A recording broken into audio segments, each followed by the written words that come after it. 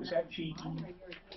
Yeah. In fact, my uncle, 40 plus years there, I'm glad he got out of that stock after he's like 90 now, but man, GE is like, I've never seen a company that large fall apart so quick. Yeah. It's sad. That was in when they cut their dividend by about 80% in 2007. Oh, yeah. That the stock No, not 2007. They just did it. Freaking crazy. No, they did it again. What's wrong with these? These apartment complexes with these 50-page leases are nuts. Well, they're all like that, man. Oh, God. You know, we do. Come on now.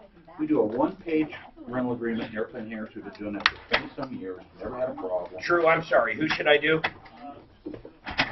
Oh. Can you get anything to go up? How about 24-hour fix-it or plumb line? Okay. Are you sure plumb line's on?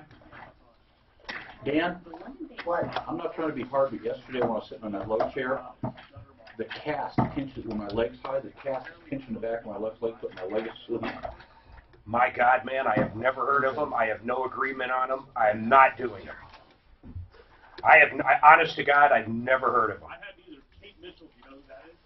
I know who Kate is, but She sent me an email about it last night asking for air check, and I was like, we don't even have live for it. She must be thinking of a different show. We've never heard of them.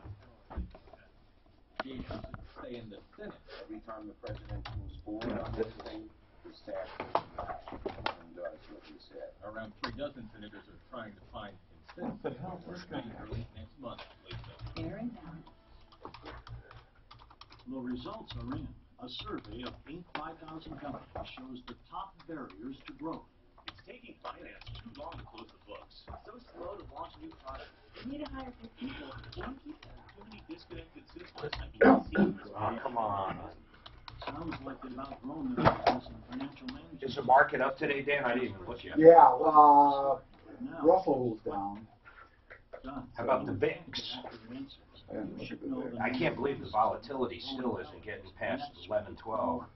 NetSuite is the one system that tracks and Oil's up again. I just don't understand some of these oil stocks why they're not just. That one you gave me is doing really good. Oh yeah, Shell's really, like I say, it's got a great freaking dividend.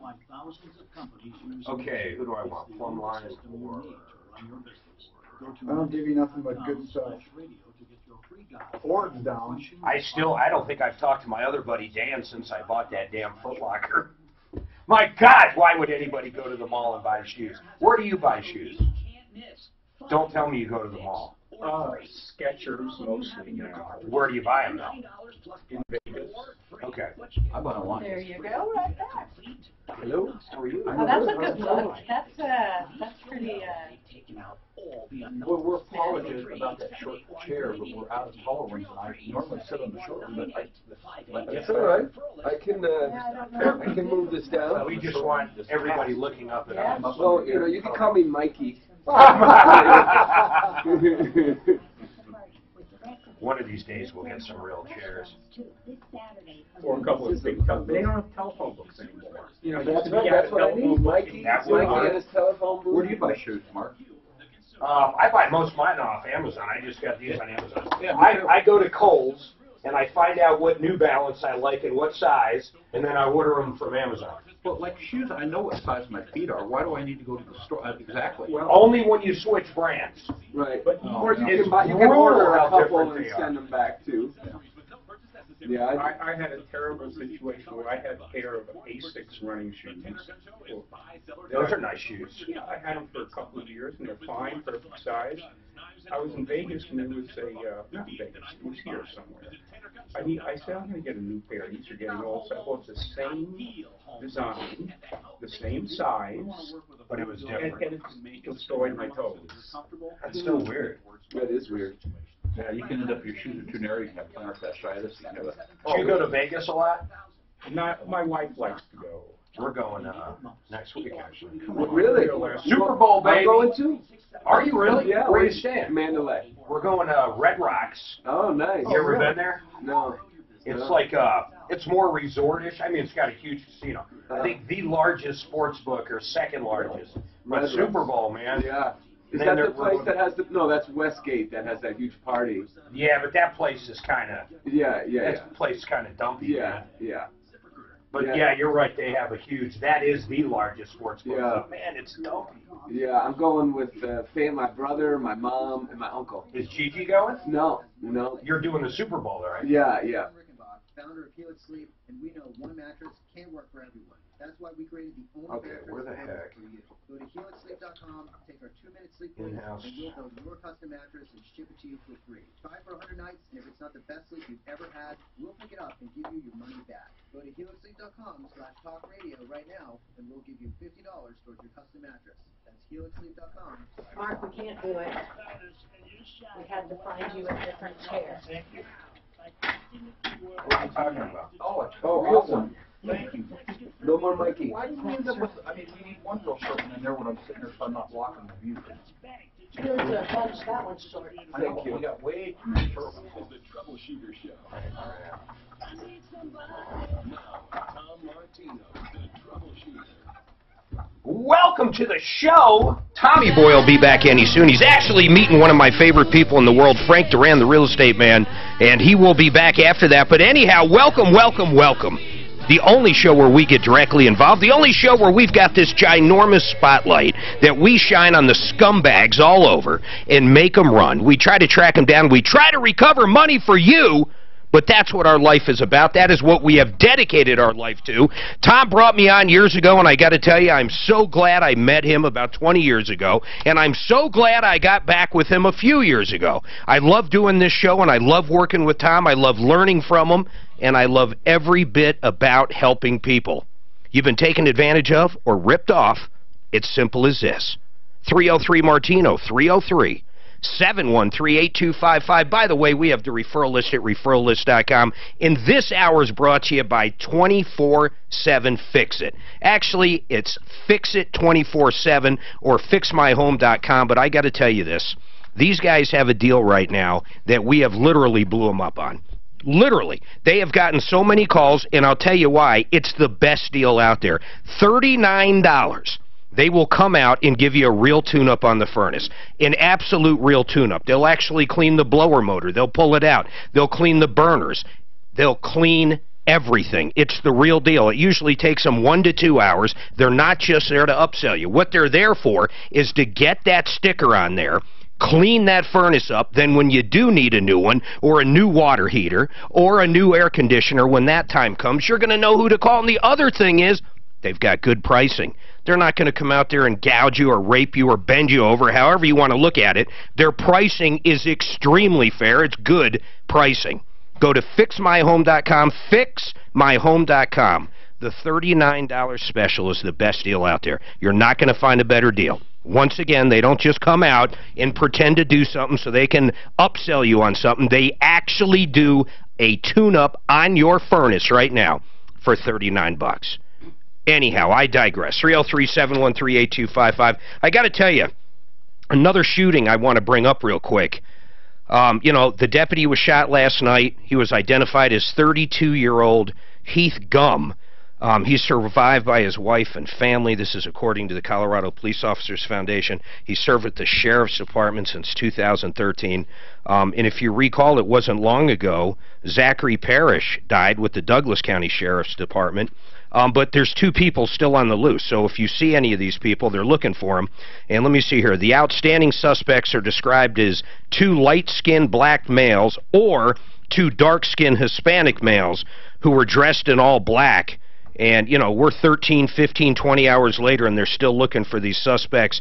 And all of our thoughts and prayers go out to this guy's family. This is unbelievable. The second time in a few weeks. I don't know what's going out there, but people killing cops is about as bad as it gets. And this is pretty strange for Colorado, this close to each other. I don't know what the deal is, but that's it. And I'm really sorry, and I feel horrible for this wife and family.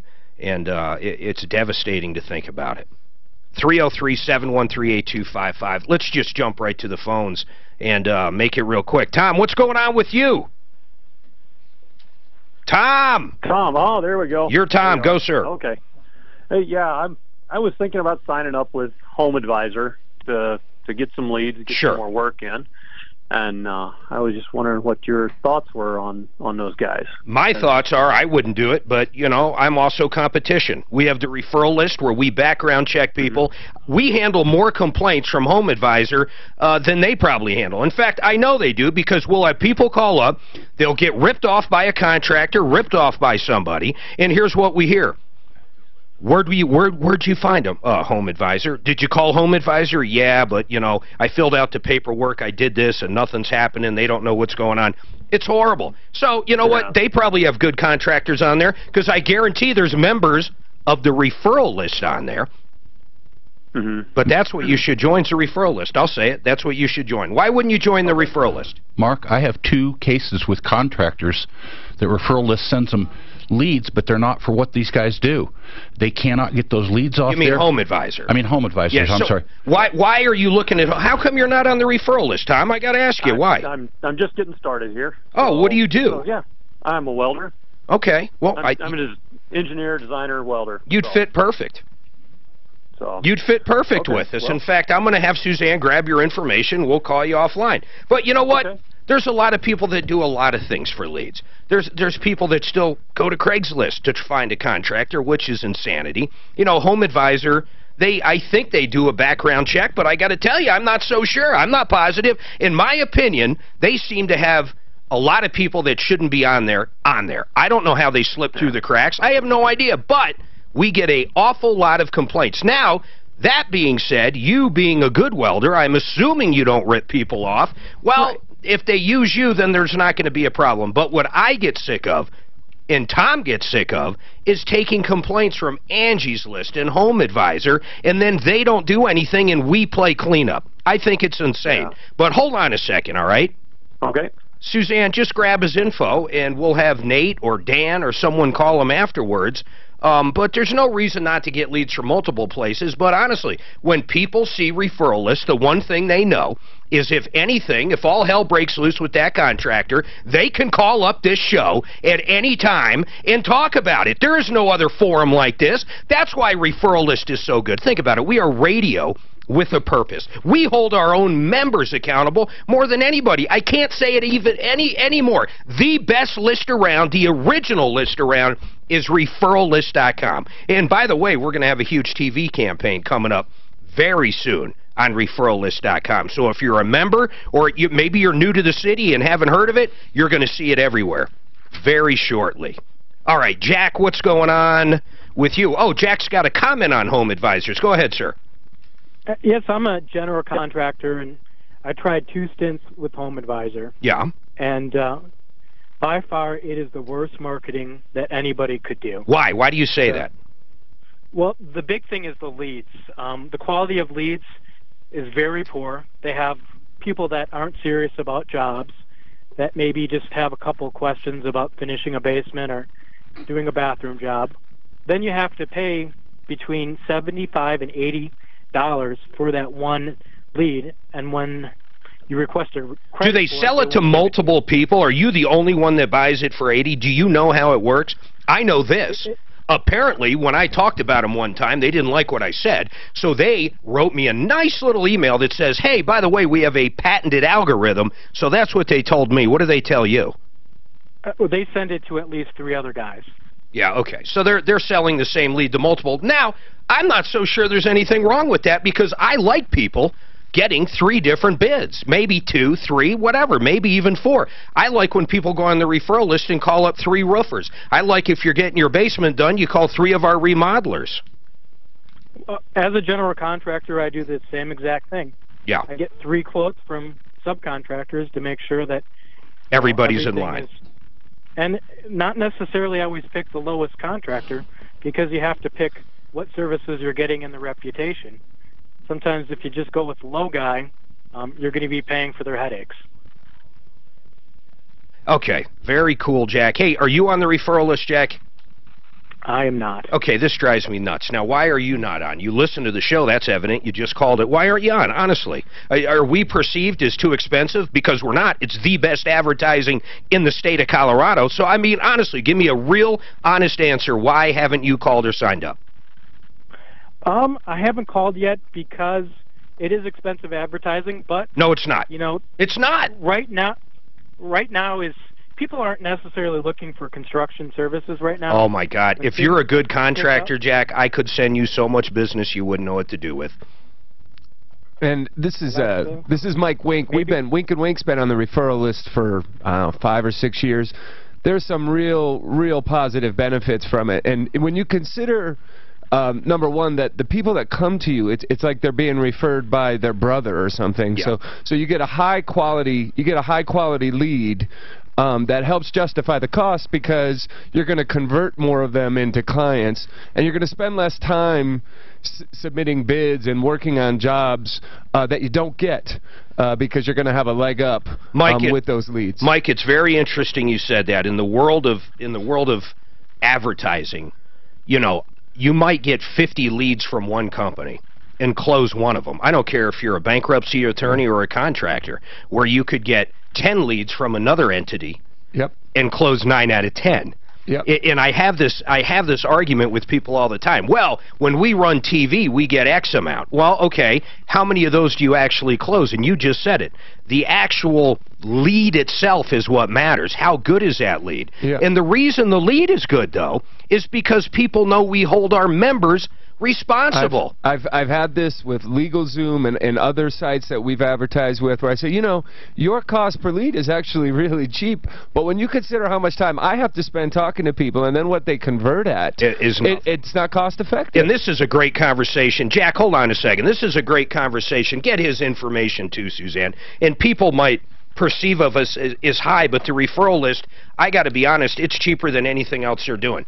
It's cheaper than what they're paying Home Advisor. It's cheaper than anything else they're doing. But you got to pass our background check, not some BS background check. And I could see the benefit for the people who are using the referral list as well, because, like you said, they've got the court of Tom Martino here every day, where they can take their grievances and make sure that the service providers are being held accountable. And who else can say that? By the way, that's Mike Wink.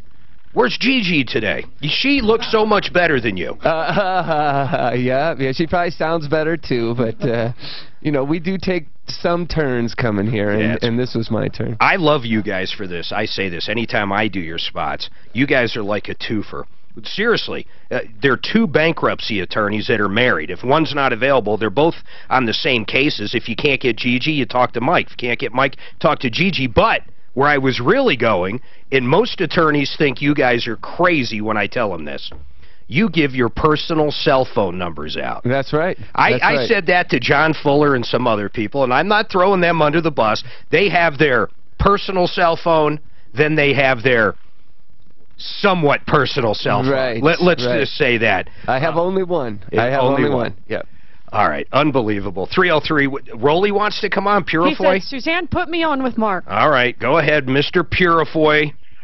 Good morning, Mark. How you guys doing? I'm doing great. It's not Car Friday. Rolly, I swear you're off a day. Well, I'm just listening to these guys and why they're not on there and everything, and of course, you know, I've been there longer than anybody doing this. Day one.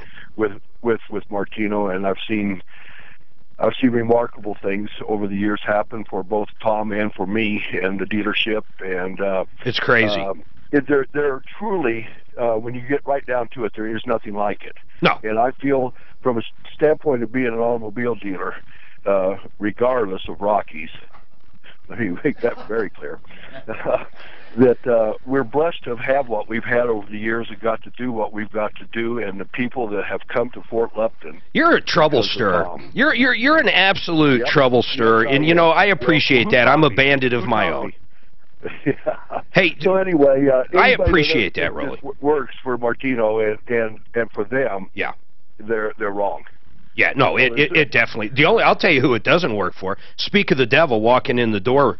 I'll tell you who the referral list doesn't work for is ripoffs. That's who it doesn't work for. Yeah, that's very true. You know, so Rolly, I've been down there for 34 years, I think, whatever. But you know, and I'm not protected on that. I got you.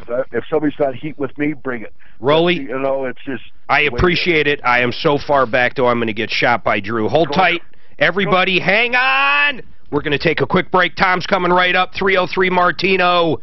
We'll be back after these messages. turned into a 20-minute referral list. Yeah, that was good. God, it was nonstop. I'll tell you what, I took one call on Home Advisor, we got 5. You got to introduce.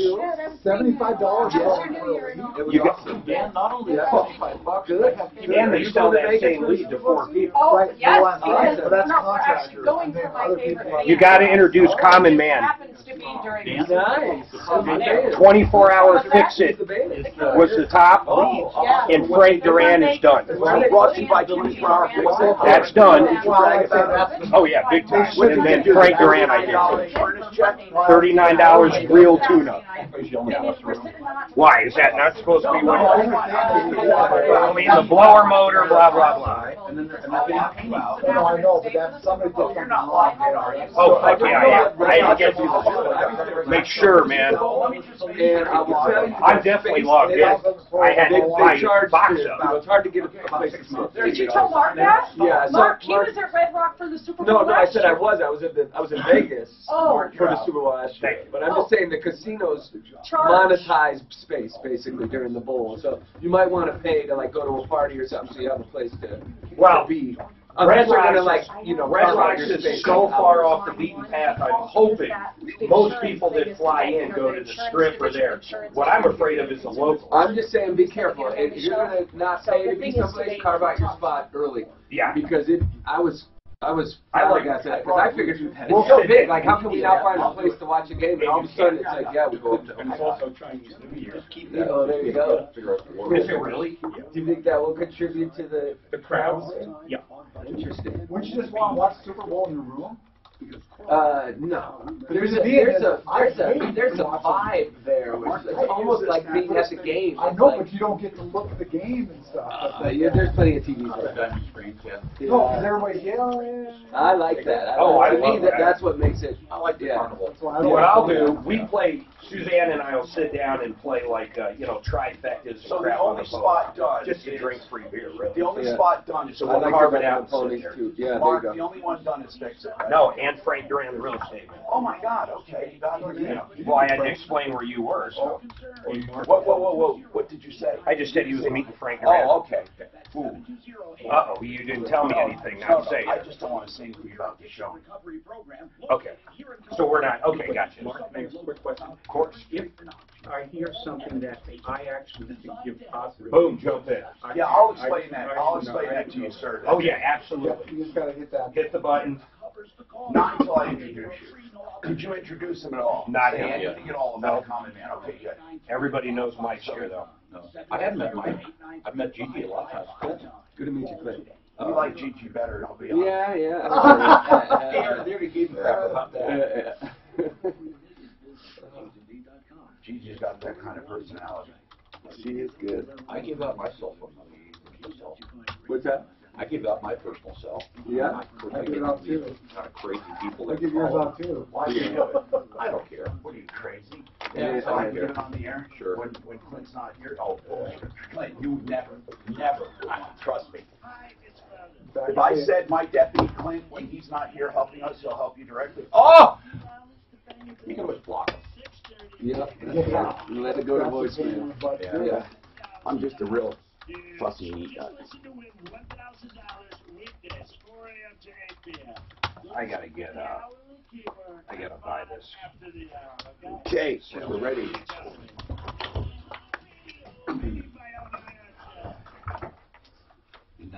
Might hit the, Do we have an unused headset? hit Home Advisors because the topic's gonna die, which is fine. But if you pick it up in 20 minutes, it's not gonna be What are you relevant. talking about? Home Advisors, we had 3 or 4 people just say they're miserable to deal with. Contractors.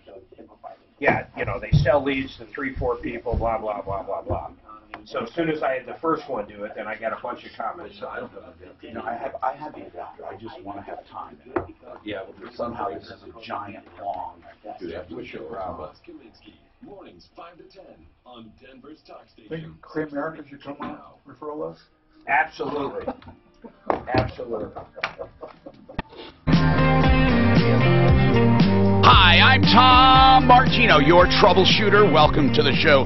the only show of its kind anywhere in the universe. Simply Floors, Inc. is where to go for discounted floors, and I mean discounted, and it's for one reason alone, and that is Buddy Mitchell decided to make less profit. He still makes good money, but he said, hey, you know what? The markup in flooring doesn't have to be where it is for me, and I have a giant buying group that I'm a part of, so we independents all over the country can have the same buying power as big boxes. That's why he can save you 30, 40, even sometimes half of over the big boxes with all the same hardwoods, laminates, luxury vinyl tiles, carpeting, waterproof carpeting, whatever you want. Mark has used them directly several times, and I will use him, I'll tell you that, because the way he does business is simple. You go to simplyfloorsinc.com, you go on the website, make your own appointment. You can stop by 52nd and Ward at his showroom as well, do one or both, and then they have design services available along with fantastic savings and customer service second to none. That's simplyfloorsinc.com, also on my referral list, referrallist.com. So, welcome. Thanks for starting the show, Mark. We do have Mike Wink from Wink and Wink in the studio. I hope you never need these people. They'll find another area of law. If everyone did so well, they would never, ever need a bankruptcy. Right, Mike? So, Mike does know. On a serious note. Somehow I'm not worried about that. Chapter 7. It's got to be tough, though, with Trump in office. The bankruptcies have to be far down. They're actually saying this is the first year they're gonna go up. This is the first year they're projected to increase. Why? Well, debt is a cycle. It's independent of politics and to a certain degree even the economy. What you got to understand is we print money. Not to the economy, but to the politics. Well, to a certain degree, it is independent of the economy because people are taking on debt and then getting out of debt and taking on debt, and that's its own cycle. It's not their fault. It's not the fault of the economy. Well, yes. If the economy crashes, clearly more people file bankruptcy. But what has happened over the last 10 years as you went through a cycle of a lot of bankruptcies, a lot of deleveraging, followed by a period of very little bankruptcies, and what's happened during that period is people are taking on more debt, and so what happens eventually is default. So people, when they make a little more money, would you say they tend to get in more debt? Yes, they do. In fact, lottery winners end up worse off. Yeah, broke. Most of them end up worse off. Okay, also in the studio, because I want to get to our calls, we have a common man. What is a common man? We jokingly say common man. We've never met one that was common yet. They come in and just observe. The only requirement's that they're a long-time listener of the show and they love and adore me. That's it. And then we pluck them from the great unwashed, and we place them here to bask in radio and studio glory. And that's it. So, common man Charles, we call him Chuck Barta. Hi, Chuck. I recognize the name from your emails. Good. You do email us. I have written over 100,000 words that were published in a newspaper over 5 years. And now that I don't do that anymore, I have to write. So do me a favor, Chuck. As a common man, most of them are really lumps on a log. Is that what they call them? Bumps on, whatever. I love our common men. But what I'd like you to do is keep the mic off, and then when you have a thought and you want to chime in on a call, feel free to do it. That's what because what we're trying to do is get the people who are yelling at their radio when they're listening to the show. Instead of yelling at the radio, just say, Tom, and then chime in, okay? Absolutely. And no one has ever chimed in too much, but if you do, I'll just say, hey, enough. You're chiming in. Okay. So anyway, thanks, Chuck, for being here. Let's talk to Glenn. There were a few people who commented on home advisors. Listen. Straight up, I want to tell you that home advisors, I do not consider competition. They sign up contractors, and contractors, or not just contractors, but all kinds of service providers, and what they do is they sell your lead several times. I think it's 3, but I don't know. They use a patented algorithm. Right. So what they do is when you put in the stuff you want, they sell your lead, and then people pick up on it. Do we have a mic on somewhere? People pick up on it, and what they do is call you, okay? There's nothing inherently wrong with that. You'll get 3 calls. Sometimes people say more, so I don't know how many times they do it. But we have had here such a rash of people calling with problems, and they got the people on home advisors. And it kind of hurts me a little because maybe, they have oogles and oogles of money, so they can advertise way more than us on referrallist.com. But if people went to the referral list, they wouldn't have as many problems. I can say that straight up, and I can say it because we personally get involved. So what I want to say is that that they're not really competition. They work completely differently. We simply have a listing of people we've gone through. We police them, we secret shop them, and we follow up and we negotiate, we arbitrate. Glenn, what do you have to say about home advisors? I can lay out how they work for you real quick and my opinion of them. Okay. So you join, there's a $30-something a month continuation, just every month to stay on the list and use their website. And their website... Plus you have to pay for each lead. Yes. Whether you get the job or not. You can turn the leads on and off. I never turn my leads on. I hate them. Can't stand them. Then why would you pay the $30 a month? Yeah. Well, because it gives me way more. I mean, probably somewhere, I would say an aggregate $300 to $5,000 a month off of generated traffic to my website. So they, in addition to selling leads, they also have a listing. Correct. The listing bumps up your rating on Google and searches. So in any case, that's fine. It's just like when you type in Excel roofing, the referral list / Excel pops up. So what's your point about home advisors? Quickly, please. Thank you. So yes, they do send them to. I would say it's 3 to 5. I don't think. Okay, well, fine. Go ahead. What else? Yeah. So and they're somewhere between $40 and $90 a piece. No, he's saying they'll send that one lead out to 5 people at $90. Yeah. So yes, and probably I would say 50% to 70% of the time, depending on what time of year it is, you will never get in touch with the person that generated the lead. It's not good. Oh, wait a minute. So you'll pay for it. You can't even get in touch with them, and you still have to pay for it? Yeah. But that's not home advisor's fault. I mean, anybody can put in a lead. The point we're making is that when a lead comes to you as a contractor, whether you get the job or not, you have to pay. And then, as he says, you pay a monthly fee, plus you have a startup fee. But anyway, thank you.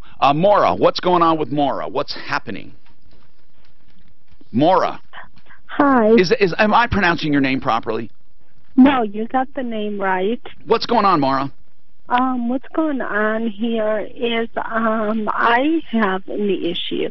I have an elderly mother that's 94, and they are trying to incompetent say that she's unable to we get these calls money. all the time, Maura. We just had one the other day. So basically, who is trying to deem... My brother. Okay. Brother. Now, usually in family situations like this, it comes down to this. Some family members say that she's incompetent, she needs to be institutionalized. Others say, no, she's not. She wants to stay home, or I'm going to take her. And then the fight begins. And one thing I do want to say, even if the patient claims to be competent, that doesn't necessarily mean they are. But I will say that until they are ruled by the court as incompetent, or they are ruled as a danger to themselves from a doctor, no one can tell them or make them do anything.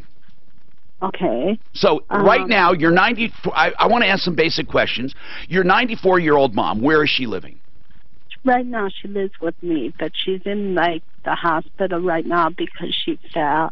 She got the flu real bad. Okay, so she's living with you, and apparently, do you have any other siblings or just a brother?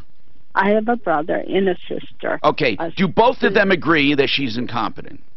Right, and the other thing... You know what happened? She got hurt. They are saying, Maura, you're just not competent to take care of her. She's not competent mentally. This is a bad situation. Let's get her in a home. Am I summing that up right? What's happening, they're coming back and saying, first of all, I need to add, my brother stole $26,000 out of my mom's account, and it wasn't authorized. How did he get it? Because he was a power attorney. Well, then he did not steal it.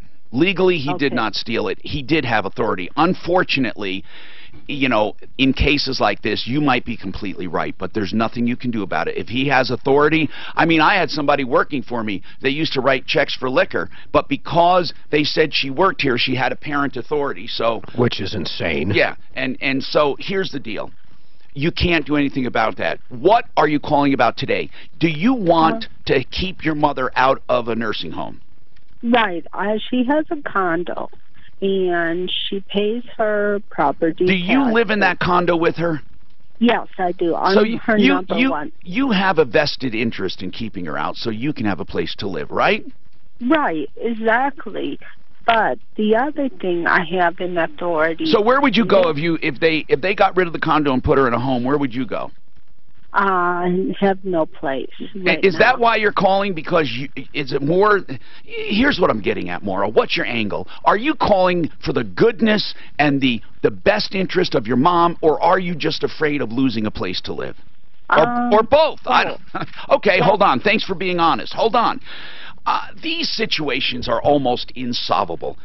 And I will take all of your comments. I see some other calls on Home Advisor. Just stick around, okay? 303-713-TALK, 713-8255. Budget A1 transmission and auto repair on my referral list for about 17 or 18 years now. What I love about Budget is, well, behind every great business, what I love is the owner, because they make it work. Budget A1 transmission and auto repair has a find, fix, or free for $89 plus parts. Now, think about it closely, because you can never go wrong, and here's why.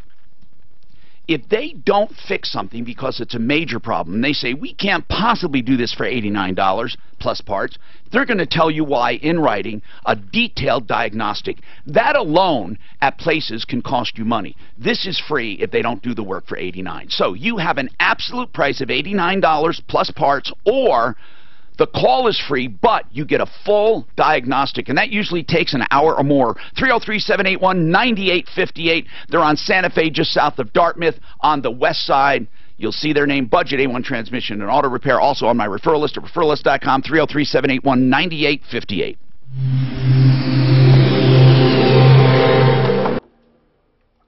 Do you think these families, whoever jumps first, wins?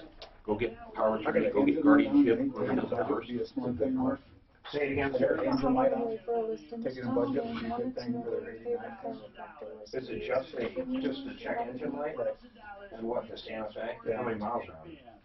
100. Is it shifting? Everything's good? Oh, everything's perfect. It's been on. It's the worst thing. You see it all the time. Siblings fighting over inheritance. Oh, It's so terrible. I've got a middle sister. Yeah, either him or Alice. Yeah. And she's going to be a nice I mean, they do that.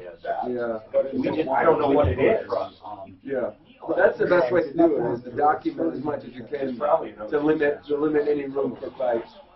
Some of those are real easy. I don't know. In this case, though, I get the concern that Rutherford was in power for 30 years and dominant. And I'll let you know. I'd probably take it to Mark. Yeah, I would take it. The dominant, you know what?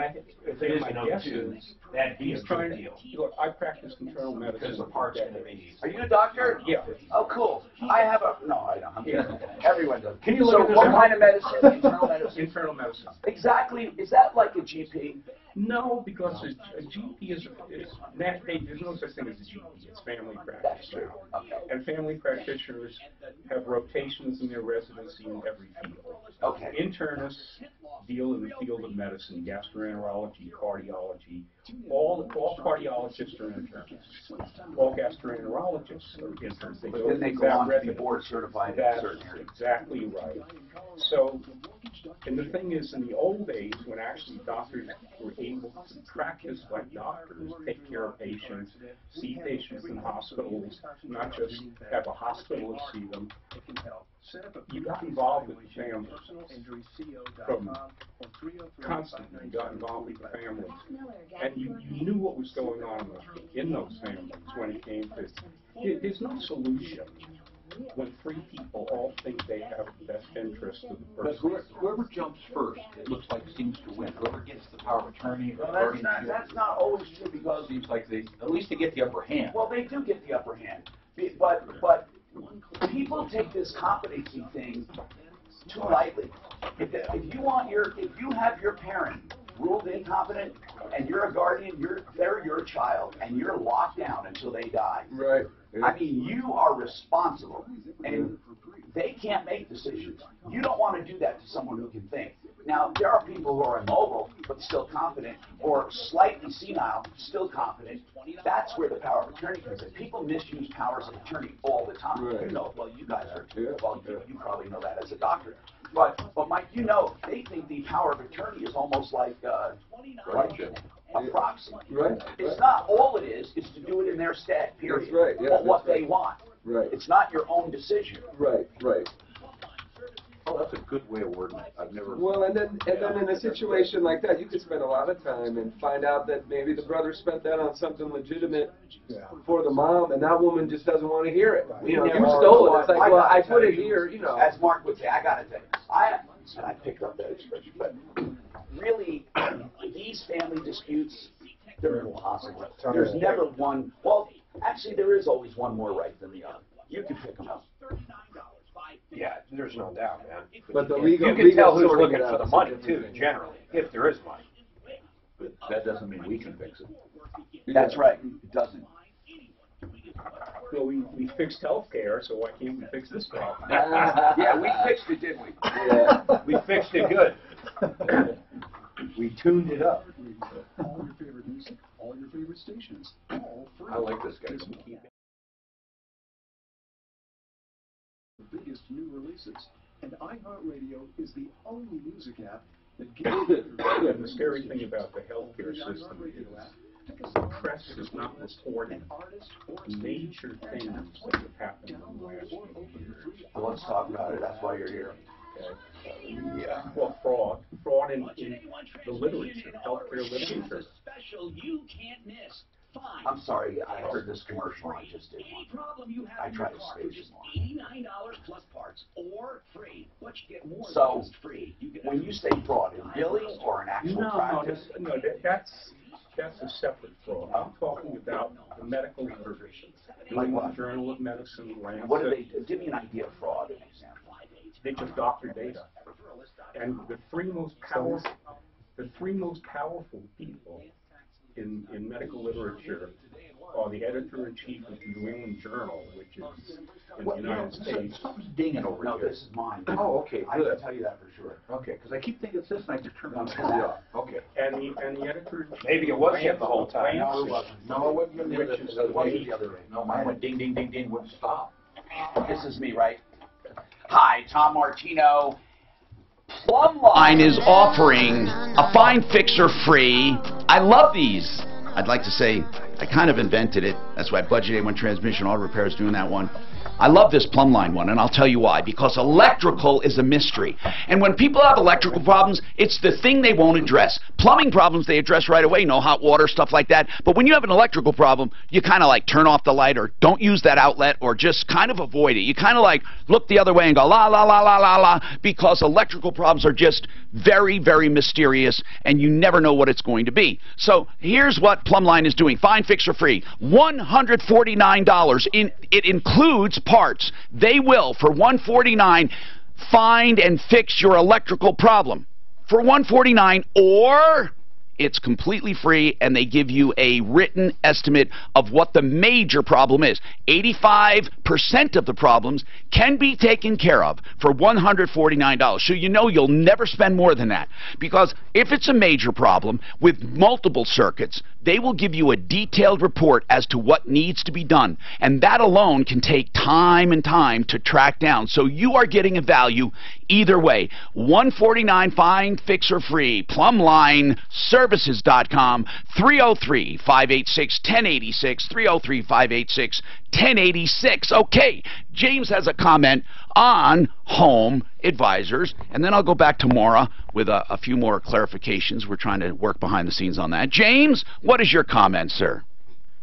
Hey, Tom, years ago they used to be called Service Magic, and I did the pay per lead. Well, Service Magic was one of the companies that merged into something called Wizen, and then eventually into Home Advisors. But Home Advisors also absorbs some other services as well. Sure, absolutely. Absolutely. You know, those two guys that started, by the way, Wizen, and then it was Service Magic, they years ago, they approached you to buy the referral list, right? Okay, so go ahead, sir.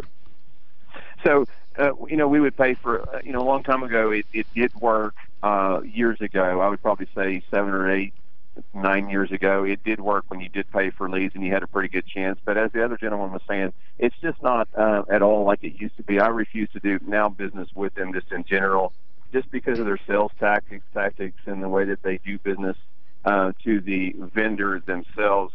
The other issues that I have with a couple of those other type of companies, Yelp being one, for instance, And then Angie's List is also, and I will say this, Tom, I've got a business and I've got excellent reviews, and I'm very well adversed in reviews and how that all works. But they advertise these different companies that you get on here, it's a good service, it's a great service, or you pay us a little bit of money, and we'll do advertising for you, and it'll all be wonderful. But it's not like that. I've gotten my business on particularly Angie's List has 400 reviews with an A rating, and I get 0 calls from them. And I've got more reviews than anyone in the state. Well, so your point is you don't like the way they operate. Well, they're not. They advertise that it's pay to play, and that's it. Once you have a rating built up, once you have an established business. But that's what advertising is. There's nothing wrong with paying to play. That's what advertising. That's what we do. But, yeah. I mean, whatever. I understand. But James, what sucks is we clean up after their messes. James, that's what sucks for us. James, can you make your point? And I don't mean that impolitely, but make your point. Well, my point is that absolutely, you should have to pay some sort of. But they what they do is if you're not on the top tier, or you're not on the the top of their list as far as paying or giving them a lot of money, then you don't get the business. Okay, you made that point. As far as referralist.com, Mark, you're right, and you're not. They pay to play. However, we do turn down people. We do extensive background checks, but here's the other thing we do: monitoring. And that is why, if you saw someone on the referral list last month and you don't see them on now, watch out. Not because now they might just decide they didn't want to do it, but in some cases we just take them down because we found something or they didn't meet the standards. If we get excessive complaints, even if the contractor, service provider, professional, whoever, even if they have a good story for each and every one, if they get too many complaints, there is a problem somewhere. So people won't believe this. And they must solve every problem to our satisfaction. We've actually made people pull back from advertising with us because they got so busy they couldn't call people back. And it was pissing off consumers. So, 303-713-TALK, 713-8255. Maura, okay, I'm going to sum this up, Maura. You were living with your mom in her condo. You want to remain that way. She's 94. She got injured. She's in the hospital. Your brother and sister are fighting you. They want to rule her incompetent and get her in a nursing home. No, not a nursing home. They're doing skilled nursing, and then they want to do... so they want her to stay home and have skilled nursing? Right. What's wrong with that? There's nothing, but the other thing I want to sum up. I am sick right now. And I'm trying to explain, my mom's been explaining for the last month that I have a liver problem, for example. Do you drink? No. Okay. Maura, because you're not well, but what does this have to do with your mom? Please focus. Your brother and sister want to provide her skilled nursing at home. What is your objection? Will you have to move? No, I won't. Then what's the problem? What the problem is, I'm trying to get, a restraining order, and I don't know how to do it. Against who? My sister, because the doctor's telling me I just had surgery 2 days ago. The doctor is telling you what? You don't complete sentences. The doctor, why do you need a restraining order? Because they are harassing me because I just had surgery 2 days ago. I cannot make medical decisions right now. How are they harassing you? They're telling me what to, they want the key for the house. Well, my mom doesn't want them in there. Maura, I'm sorry. Maura, I'm sorry. When I tell you this, I can't help you because I don't even know what the problem is. They have a right to have a key to that place. If it's your mom's, you're a child, they're a child. They want to help mom. I don't understand. You're never going to get a restraining order based on that, okay? You have to have some true bodily injury, harm, or fear. Do you have fear of harm or bodily injury? Yes. How did I know she would say that? Of course she does. Of course she does. This is amazing to me. So just hang on. Chip, really quickly, you're with Chip's Roofing on the referral list, and you have an issue, and I can't take the whole thing now. I'll come back to you. With the Division of Insurance? Yeah, I sit on the consumer board or the Consumer Insurance Council. And they want to do away with it. They want to do away with it. I want you to explain what the consumer board is and why we should care, okay? Hang on. I'm Tom Martino, Rocky's Autos, 63rd and Federal. Used car, truck, SUV, or van. Rocky's probably has it. A very large selection, several acres, and they have a big indoor showroom as well. You can ride around in a golf cart, meet the Shagman, or just go out there and browse. Here's what I'm going to tell you. I like when people shop. Do you know why? If you take notes and shop and then put Rocky's on the list, do your comparing. You'll most likely end up at Rocky's because of their deals and the 40 lenders you can choose from. Monday through Saturday, 9 to 8, 63rd and Federal. 303-426-4646.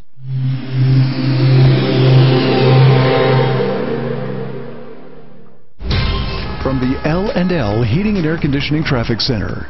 Rescue vehicles are on the scene of a crash along eastbound 6th Avenue at Sheridan. It's actually on the Sheridan on-ramp to eastbound 6th Avenue. That is blocked. Traffic is getting by, but very slow on that stretch. The good news is that's the only slow spot in the drive across town. I-25, I-70 easily up to speed through the heart of the city. Trouble-free on the Turnpike. No delays on 270 in Commerce City. Things looking good on 225 out in Aurora as well. The weather forecast, partly sunny today, warm, a high near 61. Tonight, partly cloudy in the overnight hours with a low of 26.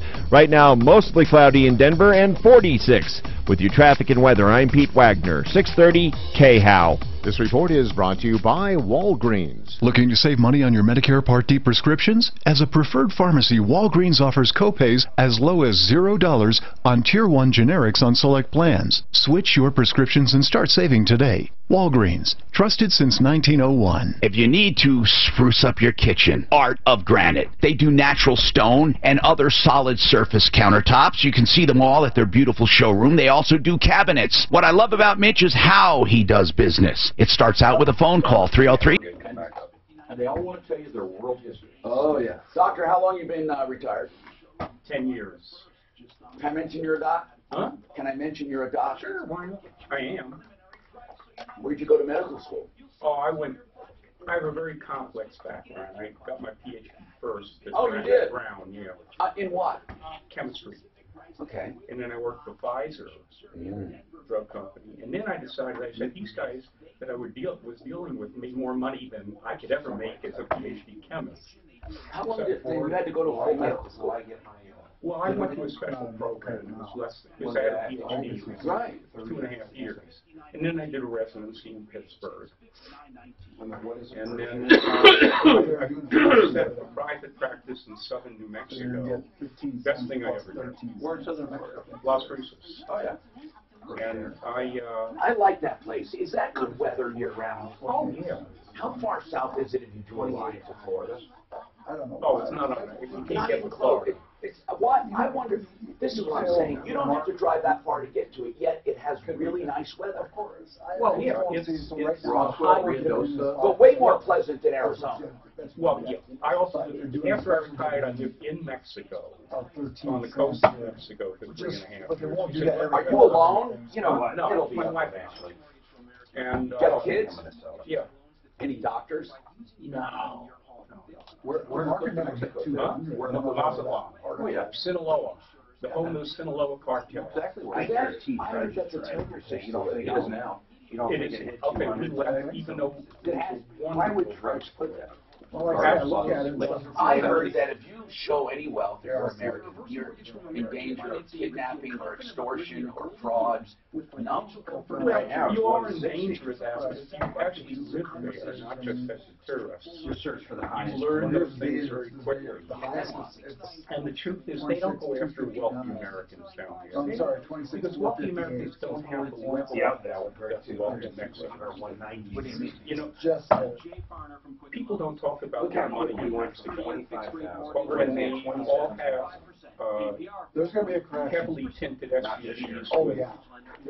armed guards driving, armed bodyguards driving their wives all over. When they have 2-3 boats that they're getting built, when they have their ranches. There is a lot of wealth there. But what I'm saying is, it's with that Huge amount of wealth. Drugs. No. The drug money is a separate It's going to be an awesome year. So this money is what, just industrialists? Did you see entrepreneurs Koreans might get together? And they have, I knew a lot of people with a great deal. and they keep all this high security because Keep all the other countries out. Oh, absolutely. The kidnapping in Mexico of the wealthy. In fact, there was a time when the drug war started about 10 years ago, when I turned it to Howard American Stern was buying get property more in the States to be able to move there on a I had monthly somebody. At some point, I dealt with who's riding Scythian. exactly for a proper which is, more realistic.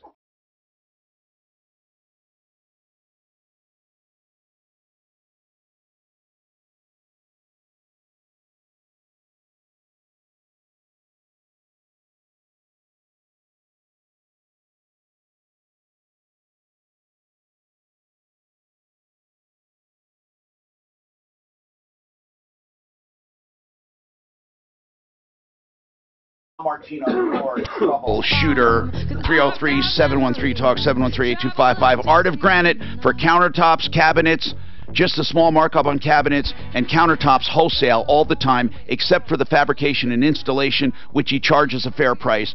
Mitch Floria is the backbone. He started it with one thing in mind: customer service and convenience, which means what is the number one thing I love about this company that more should do? He gives quotes on the phone, prices, first time. If you call him and get your and send him you send him an email for your measurements and your kitchen, he will give you quotes. I hate when people make you come in and string it out. Okay, Mitch Floria, artofgranite.net, 303-386-5919.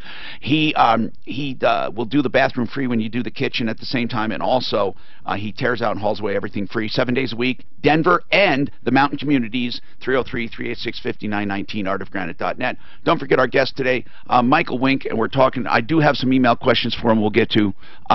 Chip is with Chip's Roofing. He's on a referral list, and he has an issue. What is the Consumer Board with the Division of Insurance? What exactly is it? It's an advise and consent board on all matters insurance. All matters. So what do you give me an example of what you would do at a meeting? We would have a guest come in. We would discuss homeowners insurance, the ACA, whatever, car insurance and all that. My specialty is homeowners insurance and car insurance, and we've brought this to their attention a million times. So what happens? I mean, what you say your specialty, Chip? What do you guys do? Like, you have a meeting? Well, I bring stuff to their attention of because I do a lot of insurance claims in a roofing company. Right. I will bring paperwork in and show them exactly what the insurance company is doing and why it's not lawful for them to do it. Okay, so if there's a complaint right underneath, yeah. If there's a complaint, they actually listen to this Consumer Board. Well, we don't know. That's the problem. We bring them plenty of advice and plenty of consent. Do they listen? I don't know. But they also have you've heard of rulings. Do they ever go after insurance companies that are screwing people? Well, that's the problem. That's why they need to hear more from us. I spend a lot of time bringing in things showing that they're screwing people. And how many are on the board? Which is side. I believe there's 9 right now. And are they going to do away with the board? They're trying to do away with the board. We're having a committee hearing today at the Capitol.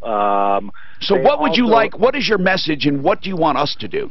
Well, my message is we are the only consenting voice against the whole insurance industry. What do you want consumers to do? I want them to call their people and say, listen, we want some consumer input in matters of insurance. It's the largest industry in the state. And a hearing's going on today. It's too late for them, but I'm going to do that when we come back. I'll remind people. Listen, I can't spend a lot of time on any one issue. I mean, I hope he knows that. I'm going to mention it to get a hold of their local representative. I still have no idea what the hell he's talking about. Because people don't communicate. I know. People don't communicate. The point is, all I heard was, do you know what? If I had to teach people something in elementary school, communication is the key. And I mean proper English, grammar, and writing. Why? Because people judge you on it. Even you can be brilliant and not have everything polished, and your message sometimes won't get through to these fuckers because they will.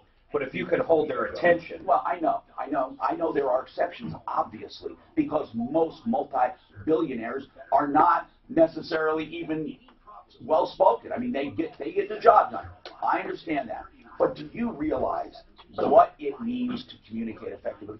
I've had my little boy, he'll be on an elevator and he'll say, you know, because I've taught him from a bit, good morning, how are you doing today? You know, just that.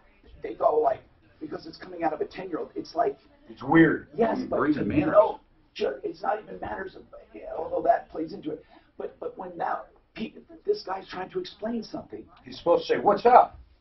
You know, it's like, so many people, they just don't know how to communicate. It's a key to success. I mean, It is the most important key to success. And people who are successful, in spite of it, have to work extra hard as well. Yes, agreed. They work extra hard. Last time we were trying to do anything in Mexico, Did I do buy and build? we had to have a Mexican partner. Yes. Is that still true? To a large extent, you can't get anything done in Mexico without. Oh, I got to hold on to 40. And there's a lot of bribery. This month to get my dividend money. Yes, I mean, it's not just bribery. It's just the whole system. Never really. Thievery, right? Well, that's not true. Mexico's a beautiful country. In spite of Mexico. No thievery. No. And the people are wonderful there. They're just as straight as American. There's no more corruption or fraud there than here. Oh, you're kidding? No, that's what I'm asking. Oh, God. No. Yeah, the level of corruption down there. The entire, I don't mean part of it, for a second. The entire government is controlled by the drug cartel. And now, since the war... They really are. Like in Escobar, or what was it, that Narcos? That series. They're even starting to lose some of They their... truly do have a grip. And then every once in a while, like in that series, it would show Narcos. Somebody said that was pretty accurate. They would show a guy who wants a crusade against the cartels and really... They get killed. Yes, or their family. The reporters. You know, we don't hear about reporters getting killed because they're reporting things in this country. In Mexico, the number of reporters who were killed last year is you don't hear about that here. You don't hear about things here. And it's not just that. But The results the level of corruption, you can't conceive of it. It's taking finance In Mexico. There's no such thing as a witness. If someone came in here and shot you, The computer power. No one saw anything. I'll bet you. why would anyone want to go to a cop? Because they get killed. No. We just have to Oh, buy yeah, they would get killed, but if the cops are all... We would just have all to corrupt. They were... What I'm saying is that, and there's no way to make it discoverable. They replaced all of the border cops in Tijuana. It did. Yeah, hold on, let's Did a just see. special investigation of all of them, not just one or two, because they were all corrupt. So they replaced them with more corrupt. No, it's not going to do anything. Well, you just said it, the whole country's corrupt. Oh, it wouldn't be that far. There's much worse countries than Mexico, too. Well, I'm not sure there's the money. No, it's not. The money in Mexico. I know, but that doesn't sound come through a computer? When Calderon took over in 06, Yeah, I get he that. appointed a Like they man are. named Noe Ramirez Navarro to be the drug czar of Mexico, the head of organized crime and drug control. He was arrested by Interpol 8 months later for drugs. He was getting $250,000 delivered to him in his office in Mexico City. And you think that's unusual? You think Fox was corrupt?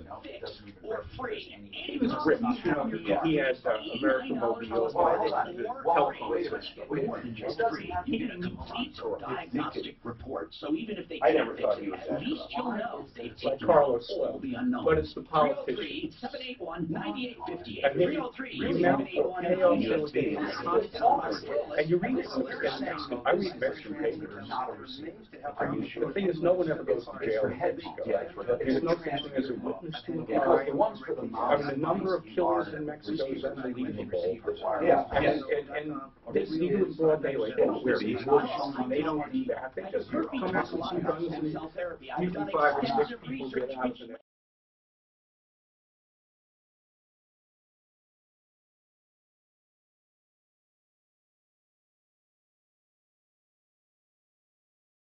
The population is so sick with the tea parties and which means it has a yeah, and it's like exactly that's just got to there's no and I don't even understand how they do it. But there's a man named Andre Monroe Lopez Obrador who's going to be running out of time with Chavez.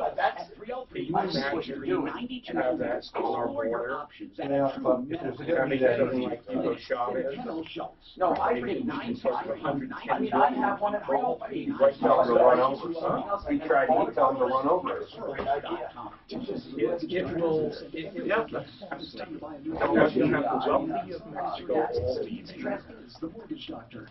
Which means if the wealthy are having less than they have now. Yeah, and they'll start all coming. There's been no administration that's been able to rein in the drug cartels. I mean, that violence has been going on for 15 years. Well, then wait a minute. At least, right? What plugs it in? The drug wars began in California in 06, and that's when the numbers of killing. The only reason she ever built the failed is because they were bright. Right. Didn't the government try to push back and started killing more of themselves at some point? Well, and I found out they were USB powered. And it didn't work. But into that, the government relies on the military, who isn't the most violent group in Mexico in Zetas. They started as the hitmen for the Sinaloa cartel. Then they said, what do we need to work for them? I mean, these people will kill 30, behead 30, 40 people. Now, Tom Martino, the Troubleshooter. Help me if you can, I'm feeling down, and I do appreciate you. Hello, I'm Tom Martino, your Troubleshooter. Welcome to the show, the only show of its kind anywhere in the universe where we are solving problems, answering questions, and taking complaints. Welcome. This hour brought to you by Buy and Build. You know what we do is take your phone calls at 713-TALK, 303-713-TALK, 713-8255, or 303-MARTINO, which works 24/7. And we're live on Facebook, live on YouTube, live on the iHeartRadio app, and of course on radio.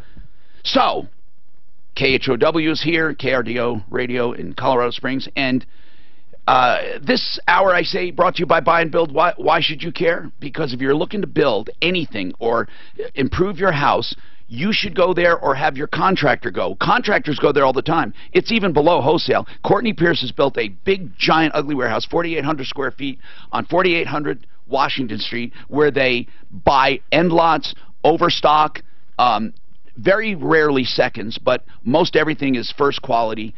And I'll give you an example. Faucet sets can save you extraordinary amounts. I saw a faucet set up there. They were selling for $40, $40. That sold for $600. I know that sounds impossible. It's not. They have lighting fixtures like that. They have toilets. They have cabinets that are beautiful, brand new out-of-the-box cabinets. I put beautiful cabinets in my garage, not because I was ostentatious, but because I was able to buy those cheaper than garage cabinets at Home Depot. Home Depot wanted, what did they want? $14,000 for my garage, and I got everything, shaker, beautiful quality, $1,900, fully done. 303-295-6022, 303-295-6022, buyandbuild.net. Let's talk, okay? Here's what I want to remind people. Chips Roofing said the Division of Insurance is trying to do away with a Consumer Advisory Board. He urges you to contact your state lawmakers and the people that represent you in your district and tell them and weigh in on it that you do not want to get rid of the Consumer Advisory Board at the Division of Insurance. Now, I don't know exactly what they do, but I will say this. It can't be bad, and it can't be good for us to have less voice in a government level. 303-713-8255. We have Common Man today, and that's Dr. Oh, yeah, I just found out. Dr. Charles Botta, retired. And Chuck, as a Common Man, if you want to chime in, please do so. And then, of course, Wink and Wink, I have some emails for them. They do bankruptcy law. Hey, Anthony, what's happening? Hi, Tom. Thanks for taking my call. Got a 1099-C from a mortgage that was foreclosed on and discharged in, Ooh. Last year. What a pain in the ass that is. You know what? Yeah. That's income for you, bro. Right. So that's fully Right, Mike? taxable as income? Mike Wink. All right, so there was a... during the crisis, there was a Mortgage Debt Forgiveness Act that would have made that not income, but that ended in 2016. Right. So assuming your foreclosure was in 2017, then you are looking at taxable income. There's a defense if you were insolvent at the time of the foreclosure. Explain what that means. That means that the value of your debt at that time exceeded the value of your assets. And you would have to include, you know, retirement accounts and that sort of thing in the equation. You would also include Are there people that the are truly mortgage insolvent? And the value of the home that they got at the foreclosure. I'm sorry, what was that? Are there people who can be truly insolvent? Because it doesn't count income. Absolutely. Oh, yeah, there's lots of them. Even if you are able to pay back debt, that's not the measurement. The measurement is total assets to total debt. Right. On this property, he's underwater, obviously, or he wouldn't be getting It this. was severely underwater. Right. The value that they gave us on this, the fair market price, they said $128. And this is up in Wyoming. We would have been lucky to sell it for $80,000. Well, here's the thing, Anthony. That 1099-C has to be accurate as well. You can challenge the accuracy of it, but you can't challenge necessarily the validity, okay, because they're allowed to do that. I don't know what advantage it is to people 1099ing debtors. I don't know the advantage that creditors get. Do they have to do that to? I think it's under the federal law they have to do it. Okay, Yeah. then you were saying insolvency. Let's talk about that. Anthony, Yep. At the time this debt was incurred, were you insolvent? The entire mortgage was under my wife's name only. At the time, she was. I'm not sure what the exact definition. Okay, here's what it is. Take all of her assets, including joint assets. She would have half. Would you count joint assets as half? Absolutely. Okay, then you would take all of your money, equity, not income, money, and then add them up and do a financial statement. What is your net worth? If it's 0 or below, you're insolvent. Right. On the debt side of the equation, you'd include mortgages, car loans, credit cards, medical bills, etc. And on the asset side, you know, cash in the bank, retirement accounts in her name, vehicles in her name, real property in her name. On that date? Yeah, on the date of the foreclosure. So that would be the date of identifiable event? Yes. Yeah, that's the foreclosure date. Now, Anthony, how much is this 1099? $128,000. Oh my God! And so that helps the insolvency argument, right? Because that's a big number. So actually, the bigger the better for purposes of insolvency, because right there she's 128 grand in the hole. Yeah, she was that day. So if you do some, you really have to do it though. And so then what you would do is not you have to file saying you were insolvent, and you have to reference the... Right. You probably want to get some help with your taxes this year on that particular point. We have somebody we do with... Otherwise, what tax rate are you in right now? I believe both my wife and I total, we might make about... No, what's your tax rate? Do you know? 30%? I think it's 25-ish. Think of that bill you're going to have. If you don't, if you were not insolvent, listen, it's possible you were not insolvent. It's possible, you know, solvency is funny. Now here's, like for example, I had some real property one time, and they said it was worth this much, and I said it wasn't. What do you think, Mike? In his case, for solvency, does he have to have real appraisals? I think he does on that date. I think that for purposes of filing, he could probably go with like Zillow. I mean, the property in Wyoming, we know what the value is, right? We know what the debt is and the value. That one's easy. So if her name's on other real property, I just look at Zillow, you know, maybe guesstimate. And Zillow actually gives you like a time tracker. You could, you know, actually the most aggressive thing to do probably will be to use a tax assessor value. I mean, I think anything that you can put forward with a straight face... Here's why. The chances of you being audited and this being picked up are really small, okay? Dave, welcome to the show. Thank you, Mike Wink. Dave, what's going on? Well, Tom, I'm a vendor at a store in Conifer called Red Roof Relics. I do metal art. Unexpectedly, they shut the doors. Why did they call it Red Roof Relics? Well, it's a combination of other vendors and various types of products. Sounds like a flea market type setup. Is it where you had a little area that you rented? Correct. I got you. Correct. So I went up there on Wednesday to check inventory, and the doors are closed. Everything is shut Where's down. your stuff is in there? Well, it looks like maybe some of it's in there, but it looks like they've cleared a lot of the rooms. What happened? I don't know. Nobody knows. Is your stuff missing? How much would you have missing? Let's get right to that. I'm not sure how much is missing dollar-wise. I know there's about $8,000 in inventory of mine in there. Wow, that's something, man. What are you going to do? Well, I don't know. That's why I'm calling you. Yeah, we got to find out the owner and track it. Okay, well, here I have some info. I went through Jefferson County Records to find out who owns the building. Okay. And I have the name and address of that person. I tried to call them and left a message. I've tried to call the business owner of Red Roof Relics. Who is that, the landlord? It's Loretta Hamilton. And what about her? Where did she answer? All phones are shut off. I did get through on a cell phone. I tried last night. It said that it was full of messages. You couldn't leave any. This morning I tried it. And it looks like they've erased their message. And this is a serious problem. How many people were in there? How many different vendors? Oh, there's probably, gosh, I'd say between 30 and 50. Oh, man. So, yeah, it's just bizarre. It's just like they just walked away from everything. Was it doing well traffic-wise? Well, I thought so. I did well over Christmas. And what do you make? Artwork. What kind of artwork? I do metal art. So it's I cut it on a CNC machine. Yeah. And it is wall art. Yeah. So, I have a lot of money invested in the material. And what about your machinery? It wasn't there, was it? Oh, no. I have a studio. Separate studio. I wonder how this woman is, or the landlord or the building owner. The landlord is the person you rented from. The building owner is separate. But somebody's got to answer questions. Well, that's what I would think. And, my wife went out on Facebook last night to, I think it's called Family and Friends up here in Conifer, and there were some other vendors that were saying, hey, they don't know what's going on, but they'd like to get their stuff out of the building if it's still there. I looked in the windows this morning, and it looks like a lot of the rooms. Well, if it's not there, it's theft. Can you make a list of other vendors that you might have been next to or you know?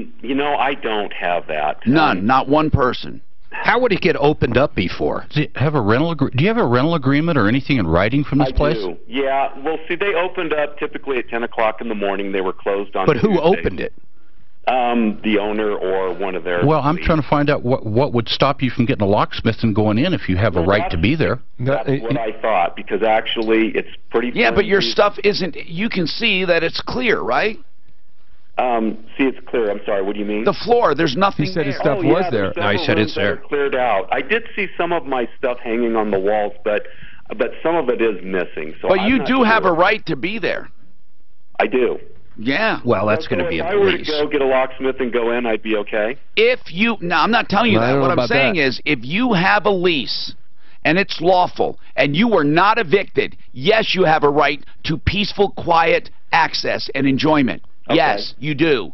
Now, if, I don't know what your lease says. His lease might say only 10 a.m. to 5 p.m. or whatever. I don't know. I don't have it in front of me. I'm not sure if it spells out the times. Let's get a hold of the owner. But wasn't he a subtenant of whoever doesn't it sound like there was a third party here? The owner, the building owner. Well, the building owner is separate from Loretta. I have their name. I know that. That's what I'm saying. So we can go to the building owner. Then Loretta rented that whole building and then sublet spaces. Correct. Yeah, it's very common. For all we know, she got foreclosed on. Right, no, Loretta probably got evicted, right? And so I don't know. It looks like they shut down the website and all the phone numbers. Well, okay, we need people to call in if they know anything about it. Get as much information to Suzanne, or actually let Clint take this information and do some digging. We have to do some digging. If anyone knows about Red Roof Relics, I'm marking this as a follow-up. Let's do it, because we have to help these people out. My goodness gracious. If you are looking for stem cell treatment, please direct yourself to Centeno Schultz. I know Dr. Chris Centeno. I've gotten to know him. I tracked it back. He says the first doctor, definitely one of the first in the entire country to use stem cells in a clinical setting, not in research, but actually delivering to patients. And the only way to get true living stem cells delivered to you would be by harvesting them, because of FDA regs and stuff, they can't manipulate them to a point where they can get them shipped to you. So if these chiropractors and people are shipping in amniotic fluid, there's no living stem cells, or maybe one or two. The point is, it's not stem cell treatment. So you need real MDs with guided injections, imagery, and living stem cells, and that is what Centeno Schultz offers for shoulders, back, hips, knees, hands, elbows, and they have fixed most ACL tears with stem cell therapy. They have a 14,000 patient data bank to draw from of satisfied patients. 303-963-9201. Please explore your options and include Centeno Schultz. 303-963-9201.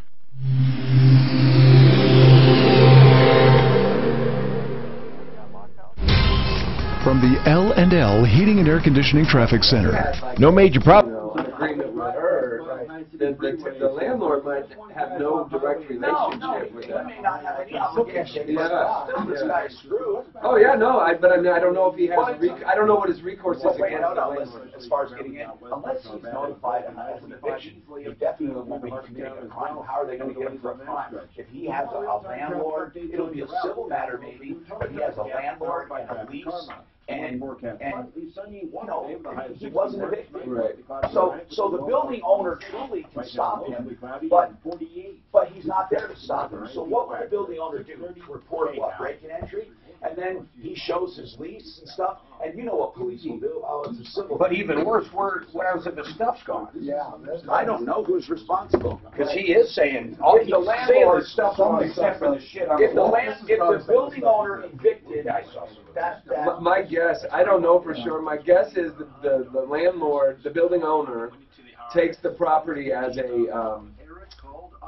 bona fide purchaser. Which means that unless they know, they have reason to know that it belongs to someone else, and if they have a right to Loretta's property as part of set-off in an eviction, they don't know, if they don't have reason to know that it's someone else's property, well, I don't know. If they know the business she's in. Right. Yeah. This is terrible. Well, and Loretta is such a piece of shit for not letting everybody know. Get your stuff out of here. We're about to be locked out. Landlords almost never lock you out, you know, when you're like 5 days late. You know what I mean? That's months in the making. And usually the landlord will tell you, if I'm not paid on this day, the locks are going on the doors. Did you ask if he knows where she lives? Loretta? Did you ask? Yeah, he said he had some information. We're getting it off. Man, I was just... I know, I think he said, yeah, our website was down and everything.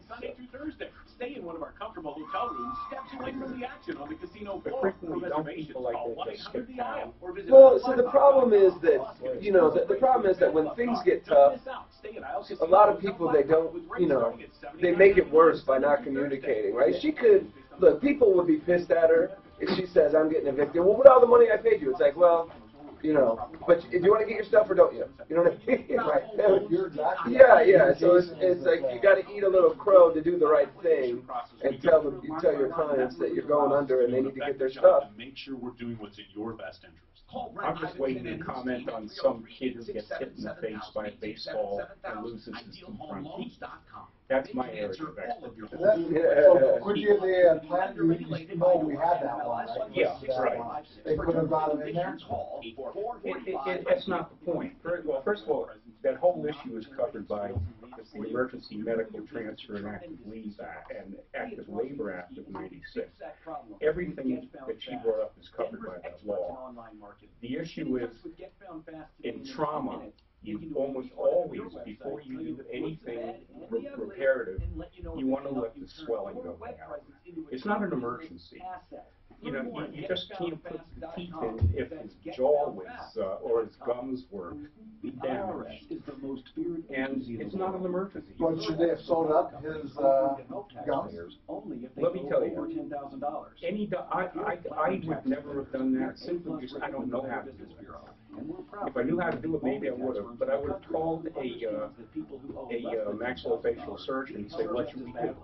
And believe me, at any reputable hospital, I mean, at any hospital, the guys in the ER don't do things like that. They don't just say, well, let me try sewing it up and see what happens.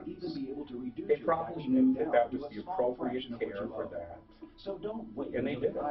And then they gave a referral to a dentist or a maxillofacial surgeon, like see him in 5 days, and then he would look at it, open it up, and if the teeth are still viable, put them back in. But it's like a lot of things in the ER. I saw during my residency, a psychiatric patient put a pen in my eye, and he was wheeled in with a pin sticking out of their eyeball. And the ophthalmologist said, it's not an emergency, just keep it moist, and we'll be in the morning to see it. You know, a lot of things we think are emergencies. Hi, I'm Tom Martino, your troubleshooter with Wink and Wink in the studio. Michael Wink from Wink and Wink. They do bankruptcy and debt settlement. And we're talking, we just cleared our lines, so now we have open lines. Very rarely does this happen, but what I love about it is you can call in right this second and get in. Now, here's the good news. If you get in and get racked up, we'll take you one right after the other quickly. 303-713-TALK, 713-8255. If you have a problem, a question, or a complaint, or someone just ticked you off and you just want to sound off.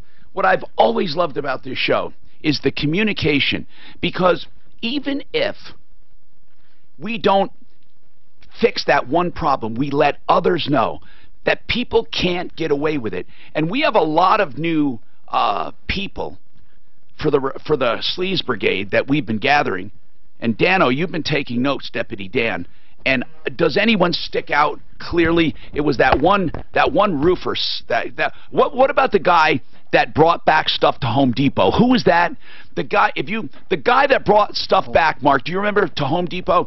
He charged stuff on her account with her authorization. $2,000 and returned $1,200. And took the $1,200 in his own name. He had that weird last name, Savato or Sakavada. No, we got to get him on the Sleaze Brigade, so please remind me. He should be the poster boy. Oh, it's terrible. Dan, welcome. What's happening, Dan? He's listening to the radio, so he's going to be delayed, and I'm going to ask him to turn that down. Dan, I'm going to come back to you. You're listening to the radio. I'll come back to you. Keith, what's happening? Hey, Tom. Hi. Thanks for taking my call. Hey, quick question. My parents are at a point where we need to really kind of do some estate planning here, and I know there's a 5-year look-back period and all of that. That's right. Future. How old are they? Well, my mom's 79, my dad, and so we're a little late in the game. Yeah, here. you are. They've got, and they've got some assets to definitely protect, and so we're thinking of using it, and we're probably going to try to meet with David Salisbury, by the way. And that would be good, but Keith, let me mention something here. You talked about a 5-year look back. Now, this is not directed at you or your parents, but it's in general. That 5-year look back means disposing of assets to go on government assistance. And truly, this is the disclaimer. The way it's supposed to work is if you truly do have assets, that you use them for your own care until you run out, then go on government assistance. And that's why they have a 5-year look back, because they don't want people purposely disposing of wealth because they feel it's unfair. The government says, listen, so you're going to get your kids all this money that you've made, and then meanwhile we, the government, have to support you. So that's the spirit of that 5-year look back. But do you have a problem with that? No, okay, it depends. That's the answer. It depends. I have a problem with, let's say, and I've seen it, where multimillionaires have disposed of property 5 years prior and then went on government assistance. Now, they've made a lot of money over their lifetime. The country was good to them. I don't like the idea of all of us supporting a multimillionaire by supplementing. So how about your normal Joe, though, that does the same thing, but you're talking $200,000 he's acquired? Okay. It depends, Mark. Okay, I'm just going to tell you, at my gut, I don't like it. Okay, unless you legitimately have like, for example, I think this would be fine. He puts money away for Keith's kids. They put money away for Keith's kids' education or trusts. I'm all for that. I just don't like the idea, and I'm telling you my feelings live. I'm not formulating this. I don't like the feeling of people just getting rid of money so they can go on government assistance. I just don't like it. Yeah, I understand. I think of you and I think of myself, though, and how much we will pay into the Social Security system by the time we die, and I got to tell you, you'll never see even a small chunk of it back. And by the way, Keith, we are going to get to your topic. I just didn't want you to think. Mike, what were you going to say? Mike, I mean, I was actually going to say that if you're contributing to Medicare, Medicaid, you know, you should get the benefit of that contribution, but that doesn't cover everything. And then to the extent that it doesn't cover it, I sort of side with Tom, which is like, you know, if you can afford to pay for your care, but you plan to put it on everyone else, I mean... Yeah, but here's the thing. But the rules are set up 5-year look back. But listen, that's true, right? You got to play the game by the rules. I truly have no problem, Keith, with your parents setting up trusts for your kids or for you or for estate planning that way. That is totally legit, and I have no problem with that. I mean, but it doesn't matter anyway, Keith, whether I have a problem or not. You guys are legal, okay? You're legal. It doesn't matter what I think. So, what were you going to ask about planning? And I think we have a very tight family, and I don't anticipate actually needing government assistance for care. That's really not our concern. Mine is more, you know, should we use the vehicle of an LLC, let's say, more for, you know, tax purposes and in that regard? It depends on what you're talking about. What would you say the total of value of your parents' estate, with no BS and no undervalue or overvalue, the true net worth? They're probably going to come in, I would guess, in the, maybe 500,000 range, right at that? Maybe 4 to 5, let's say 4 to 5. Now, so, yeah. Now, you're talking about doing it now, so if they need help, you know, you may not even make that 5 years, but let's say you do, so you need to do stuff now, and when you say LLCs, that's what I don't understand. So what are you talking about? It is exactly not for an LLC. LLCs were created for one purpose, okay? One purpose: limited liability. So when you have limited liability, the idea is not to have hardly any assets in there and to limit the liability to that LLC. Let me give you an example. I worked my tail off with an apartment house, and somebody trips and falls, or some mother said she had toxic mold spores and it ruined her childbearing capability. I mean, there are so many lawsuits that could come up. The asset, the apartment house, that's where it ends. There. The LLC ends there, unless I did something fraudulent. Now, here's the other thing, and this is, now, so let's say I have this LLC, and I say to Mom and Dad, hey, you know what, let's transfer money into that LLC, because it's an organization, and I just formed it. Why would I do that? What you try to do when you build up rent money and stuff in your LLC, you take it out. You try not to have assets in an LLC. So I would not use an LLC for estate planning. Gotcha. Okay. What I would use are trusts. That is your safest vehicle. Safest. And they're even, you can keep them away from creditors, right, Mike? Turn your mic. Absolutely, you can keep away from creditors. There's standard language. They're called spendthrift trusts. Most trusts are set up that way, and they definitely should be. I was going to ask you that. So if Suzanne and I held a building in trust, and I got sued for whatever reason, and I lost. So a self-settled trust is different, okay? So if you're talking about the context of what this guy's calling about, he's talking about his parents setting up a trust with the kids as the beneficiaries, and the spendthrift language would apply to the kids' creditors. Well, explain what that means. So that would mean that if one of the children was in debt and filed bankruptcy, for example, the spendthrift language would likely protect the assets in the trust from the bankruptcy estate and from the creditors. Okay? Got it. Now, how about but if you set up your own trust, then it's a lot harder to keep that money away from your creditors. So it's really not a level of protection. It's not a great planning tool to keep them for a self-settled means the person who's in debt is also the person creating the trust, kind of thing, and they have the assets, so you're really just trying to hide them. How about if it was a non-revocable trust? Well, it gets better. It gets better. There's still a 10-year look back for fraud, but if it's non-revocable, at least then you have a chance. If you did not have threat of lawsuit, it's not fraud. But every right that you have to liquidate that trust, your creditors can get at. So it's not only got to be irrevocable, it's got to be really for someone else's benefit. It's got to have another trustee. Another beneficiary. So, yes, Keith, in your purpose, if what you want to do is get their assets out of their names, you have to have them do a trust and not have control over it to truly be out of their control. David Salisbury, of course, can help you with this, and he's a genius when it comes to this stuff. Or what you do is, well, actually, you know, if you want, if he's around, Suzanne, we can get him on. It's up to you. But Keith, you tell Suzanne if you want to. We can get him on and call you back. But trusts are good vehicles. But another thing would be gifting. You can simply gift. And people are under this assumption it has to be $14,000 a year. You can gift the entire $500,000 in one lump sum, 5 years and a day before they go into a nursing home, and nothing can be done about it. Did you hear that? 5 years and a day, you can gift it. Oh no, gotta pay tax. No, you don't.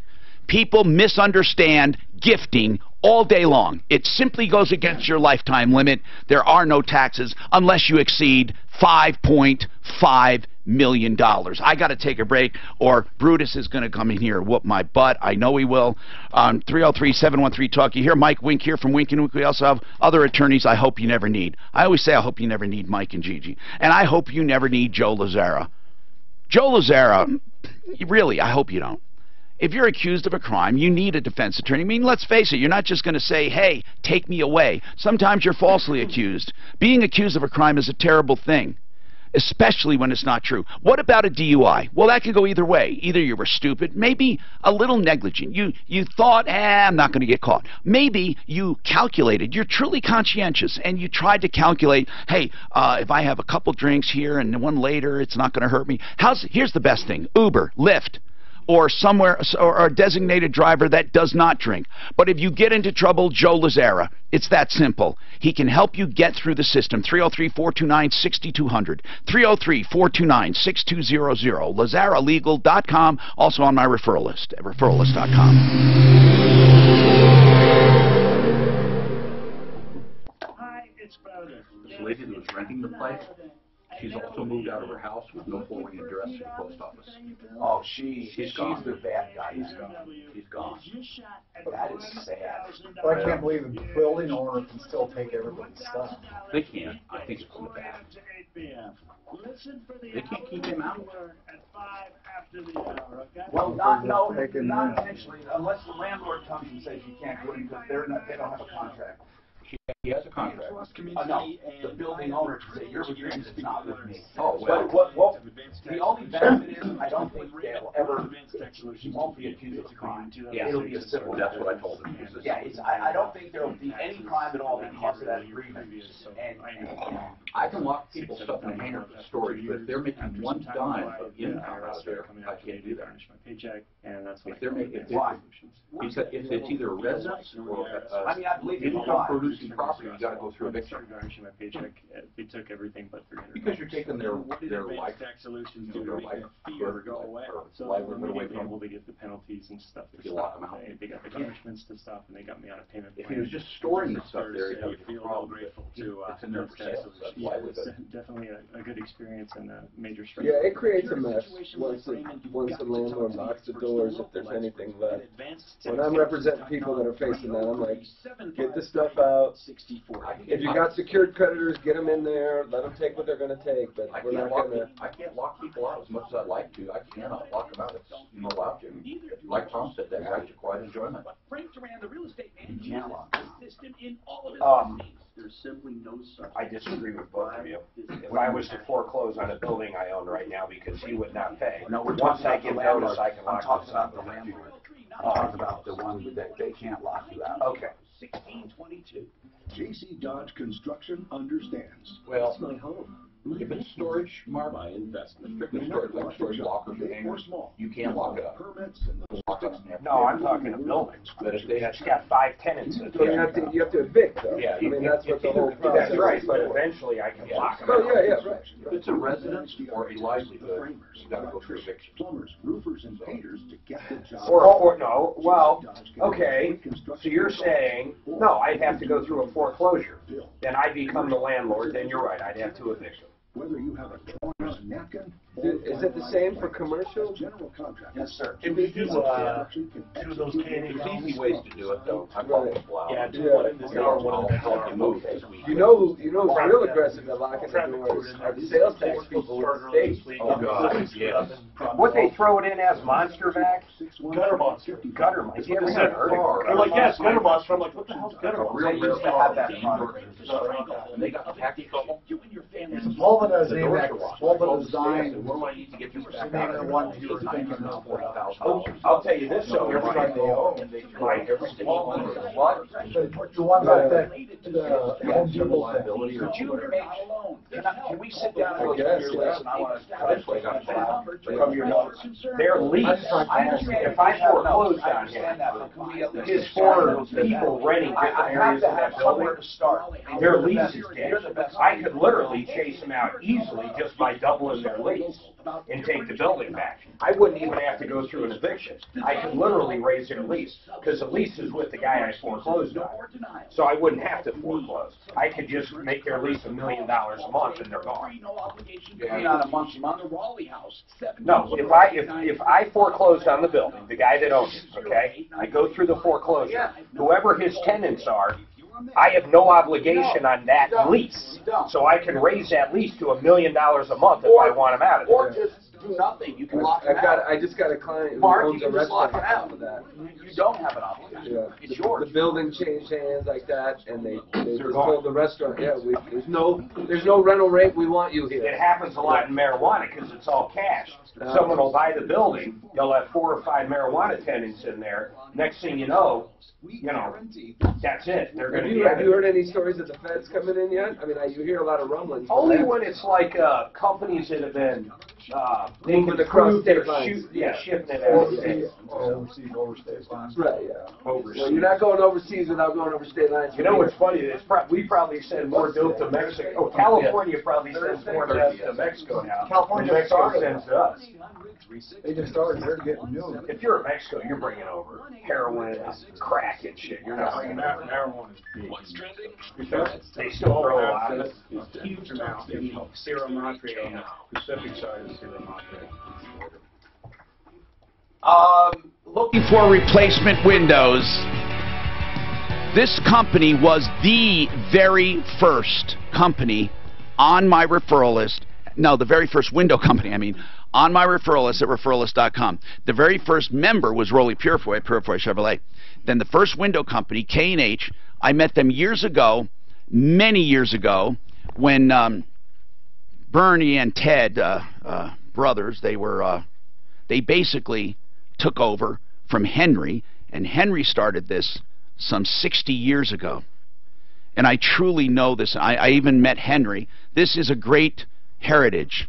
Windows, doors, and siding, and other exterior solutions. It's K&H Home Solutions, used to be K&H Windows. Their website is khwindows.com. That's khwindows.com. You can now save on energy bills and save 25% over the normal market based on their pricing. And they're designed for both beauty and energy efficiency. Nothing improves a home like these windows, and you won't find a better company when it comes to ethics, when it comes to skill, and when it comes to standing behind their product. And Ted Rowland, I think, goes back 30 years, and I've known him most of that time. So he's been at the helm for a very long time. If you need windows, doors, or siding, you can rely on K&H. I know that for sure because I've been dealing with them that long. I had them do the windows on my home in Franktown so many years ago, and they still look beautiful. 303-421-6600. 7100. khwindows.com. Go and look around. khwindows.com. All right, Dan, I'm hoping you're not now. Okay, good. What's going on, Dan? Hey, I have a question for you. Trying to locate an app builder with a back office for like a manufacturer. So the app would be more for consumer. It's a consumer-driven app, and then the back office side. No, let me get this straight now. Are you want to develop this to sell? Yes. Well, yes, exactly. Okay, and you're not going to actually do the code writing. You just want to be the businessman, and you want to hire people to develop it. Is that right? Exactly. And yes, what is this? And this app, what is it supposed to do? It would basically help a consumer with the products they buy at the retail level, and then the product that one's buying would be managed by the back office of whoever owns that product. Okay, so if I'm a business person, would I buy your app, or is this a consumer who would use the app? The consumer would be buying the app, and then it would be licensed to the manufacturer. Give us an example if you can. You got to give me an example, because I don't understand it completely. Not that I need to. Are you asking for an app developer? Yep, exactly. Okay. So that bottled water you have on your desk, for example? Yes. Everything has a UPC code. Right. Do you want to... Hold on. Everything has UPC code, so... Yeah, so everything has a UPC code, and yes, you can scan a UPC code now. Yes. But it just gives you limited information from a consumer perspective. Yes. So I have a concept that it can take that UPC code and do more with it from a consumer's perspective. Okay. Which then, the manufacturer... So where would you make your money? On the licensing of the software back to the manufacturer. And the manufacturer that doesn't pay you, what would happen if I scanned their label? Nothing. Because he's not using the app. They're not using the app. The consumer's getting the app. Exactly.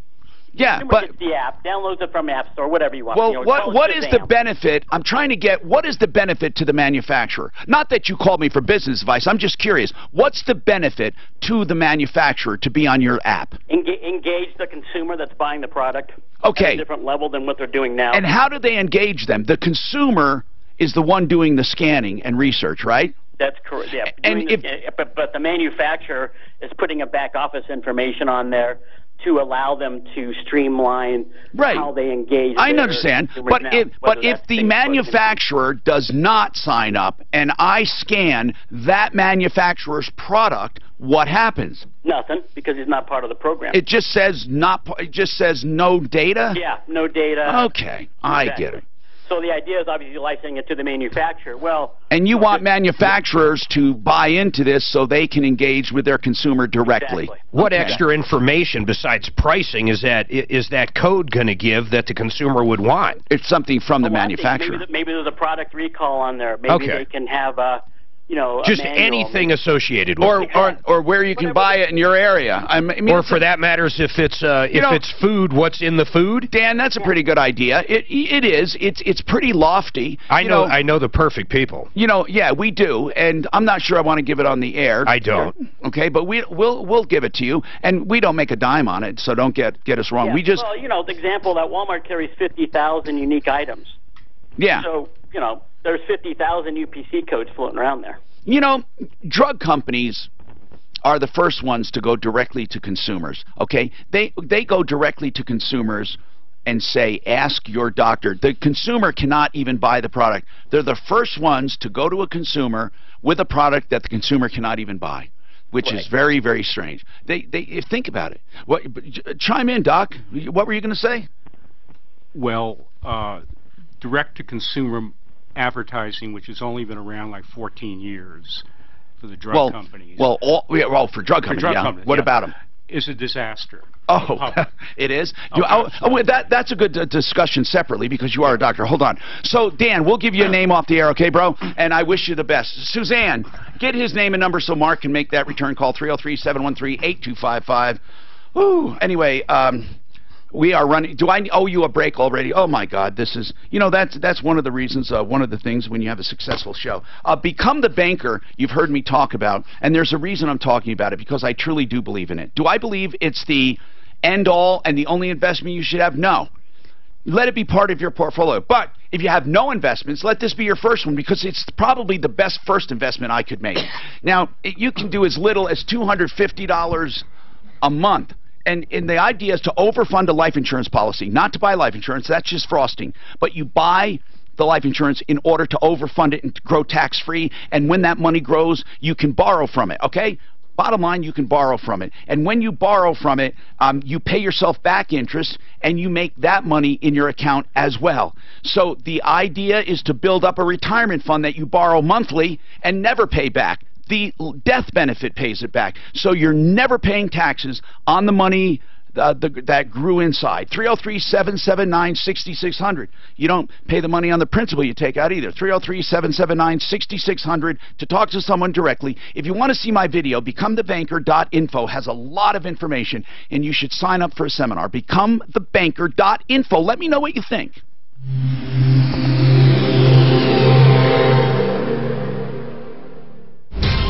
From the L&L Heating and Air Conditioning Traffic Center. Do whatever we want. To watch out for to drive across the metro area.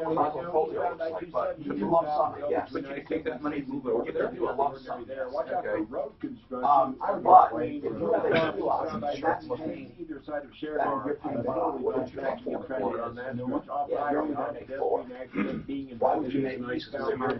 So, if you get ready to go to Vegas, I just signed up I wouldn't do it with Barb. who called me. This guy seems like a good guy, right? He was actually in good financial shape, kind of like great, but fine, didn't have any debt, had some equity in his home, just got divorced, was buying another home, had like 90 grand to put into the new home. He was in Vegas at a convention, drank too much, went to a strip club, walked out with $75,000. How much? $75,000 of credit card debt from that Credit card, he signed for it? He said he was inebriated, that there was drugs in his system. He said he's never taken. He left in an ambulance. I mean, not only did they run him up, they almost killed him. Wait a minute. 2 weeks in the hospital. The important thing, did he get enough lap dances for 75 grand? One of the charges was 100 bottles of rosé. How many bottles do you think they have? He might have bought it for everybody. I mean, they might have ran to the liquor store. I'm gonna, we're gonna file. Yeah, I represent him, but we're not filing yet. We're gonna wait. He's got some planning to do with that. Are you gonna get him out of that? Yeah, I think so. I'd call it credit card. Is Al calling in? Yes or no? I never remember. His credit card had 75,000. He had 3 different cards. In my mind, the cards are as culpable. I mean, obviously he's culpable, but the cards are too. And not if they drugged him. No, he's not culpable if they got him drunk. That's not his fault. Yeah, and drugged him. And drugged 75 Even grand. drunk. They got him hard. They drugged him, and they got him drunk. And they almost killed him. They almost killed him. No, he should sue them. Yeah, that's what we talked about. I said, but then you're suing whoever the owner of Sapphire. Oh, what is that act with the dram shop? Dram shop. The dram shop. He didn't know what he said. It's not an act. He said I've had a hard on for more than 3 hours. What do I do? I mean, They're taking care of me. They're like doctors, these girls. It makes the yes, God, I did something. At all income levels, she is able to help. They did, though. She's a Superlist member. Yeah, I believe the guy. I bet he did. I believe the guy. I mean, I don't 75 grand. 2 weeks in an hospital. 2 weeks. Did he want that's a lot of alcohol. No, he said he was good. You know what? Maybe the stripper. Maybe he participated. You cannot. 5 grand, I would agree with you. 10, I probably agree with you. 75 grand for someone who's clearly inebriated is unconscionable. That's unconscionable. That is totally taking advantage of someone in a way that's someone who's in the bar. What's that? Right. And I'm not sure. So I mean, because I said to him, I said, we all know when you go to a place like that, you hold your wallet tight. But the point is that part of the problem was he was there at a conference and he was in there by himself. Because I'm like, where are your friends? Right? Like, somebody should be, dram shop. you know. She's got a bunch of friends. Yeah. And why are these credit card companies approving those kinds of charges in a night? I mean, that's ridiculous. Again, that's just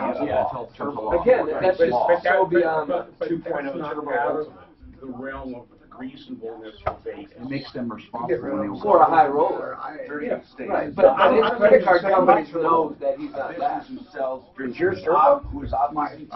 Hey, you know what? The dram shop law says they purposely They broke the law by purposely. But it's 38 states. Well, what state was that? Yeah, Vegas could be different. Nevada could be different. I said, look, you want to sue him, you talk to a lawyer about that. But this is the most cost-effective way to put this behind you. Contested on the credit card. He tried that already. They won't do it because they had his. But his is interesting. They have his fingerprint. But I'm like, you could be passed out and they could take your fingerprint. Yeah. They don't have a Online, signature. so we don't want to talk too much about this guy. Oh. We don't even know who he is, obviously. Yeah, no, I'm definitely not going to say his name. I wouldn't say that to you guys. Thomas Martino. Are you going to go to the place and look at it? Nope, I'm not. I tell you, it makes me rethink. I've never stepped 1 foot into a Thomas Club in my life. Would they claw? Me either. Could they claw back that Never. Not even. But it makes me rethink stepping foot in there because if they do that to people, that's. I know, but if you have insane. somebody. Pro Auto Care is your car nanny. What do I need? Okay, you give them your VIN number, right? And your license plate number. And they know all of, well, not your license, your VIN number, and they know all of the maintenance required on your car and when it is required. And they'll give you gentle reminders. They keep track of it in-house as well. You have all your records if you sell your car or if you have a warranty dispute. Yes, even on brand new cars, they can do the regular maintenance. That's except for the warranty work, they can do it. And you know what? They do fleet service as well. Keep that in mind. If you have a small or large fleet, they will keep impeccable records. You don't have to have someone in charge of the fleet in-house. 303 Pro Auto, 2 locations near Evans and I-25, near Bowles and Santa Fe. You will love the way they do business. In business 25 years now. Al has his son in the business. It's a great operation. 303 Pro Auto and the website 303proauto.com. So, wow. Diane says her grandbaby was kidnapped. Hold on a second. What are they asking for ransom, Diane? What's going on? Well, basically, my daughter signed over her rights and gave me custody of my grandson. When? In 2016. So was she like, September. What happened? Was she into drugs or something, or what happened? Yeah, she's doing drugs and trying to get her help. I took her to So the you White have House. legal custody by the courts appointed when? No, not by the court. She signed over her rights. How to did me. she do that without the court intervention? Well, social services came to my house and they investigated my house and. So they actually knew what you guys were doing. Exactly. And who drew up the agreement? Social services. They drew up the agreement. They created this agreement. Yeah, it was like a power of attorney guardianship paper. Okay, but And then I just you had to have understand it. that's revocable. Now I know what happened. You don't need the courts. I can make someone guardian of my child. Right, and it expires in 6 months. So Where's the dad in all of this? So he's been incarcerated for 5 years. Was he? No. Are his parental rights terminated? No. Did he agree to you being the guardian? Yes. Okay, Well, he had was to. in prison, yeah. Well, but he still had to. Listen, I want to ask Bonnie Shields something quickly. Bonnie Shields is an attorney at law on a referral list. She does family law, all sorts. 303-798-1927 is her number. Now, Bonnie, if you want to give legal guardianship to someone over your child, you can do that, right? Without the court? You can just, because Diane is saying she took legal guardianship of her grandson a few years ago because social services made up a guardianship thing and the daughter signed it because the daughter was into drugs. Have you heard of that happening without the court? I have seen paperwork, yes, where people sign like that. Okay. Don't do a lot of guardianship, Tom, to be honest. Usually it's run through the court, but there's absolutely paperwork that I have seen people sign, like if they're going to go out of the country for an extended period of time, right, or something Sure. like that. I've absolutely seen that. Okay, now, Diane, you say it runs out, it terminates when? So the first one terminated in September 17th. So my September daughter, 17th of what year? September 7th of 2017. Okay, and then it was renewed? And so, yeah, I got a new one. So in the meantime, the dad got out of prison, and they have 2 children. My daughter's dad has one, so and Bonnie, I have one. okay, we're running out of time now, unfortunately, and I had Bonnie on, so I need to pick this up. If Bonnie can't hold, I understand. We'll come back. This is very serious, and I can tell Grandma is concerned and really loves her grandson, so let's figure this out. They always look at best interests of the child. Hold on, dear, okay, and we'll come right back to you. I'm Tom Martino. Stick around. I've known the owner of Fix-It 24/7 for more than 30 years, and I can tell you he's dedicated to very service and very best. Fix-It 24/7. A doctor has to analyze everything. I don't have to believe him though. I can, as long as I can't impeach him. We're going to try to do another. Right. You know, there are attorneys that know their clients are dead wrong. They'll just dance around that. My son's an attorney. He's probably many attorneys in my family. But that's one thing I always know. Maybe they have a better camera. Their clients. Well, that definitely makes your job easier. Publicly. Yeah, right. And it makes the job easier if you do. That looks pretty good. Yeah, they do. Actually got oh, absolutely. a camera that'll go down and a little dude. And that's good.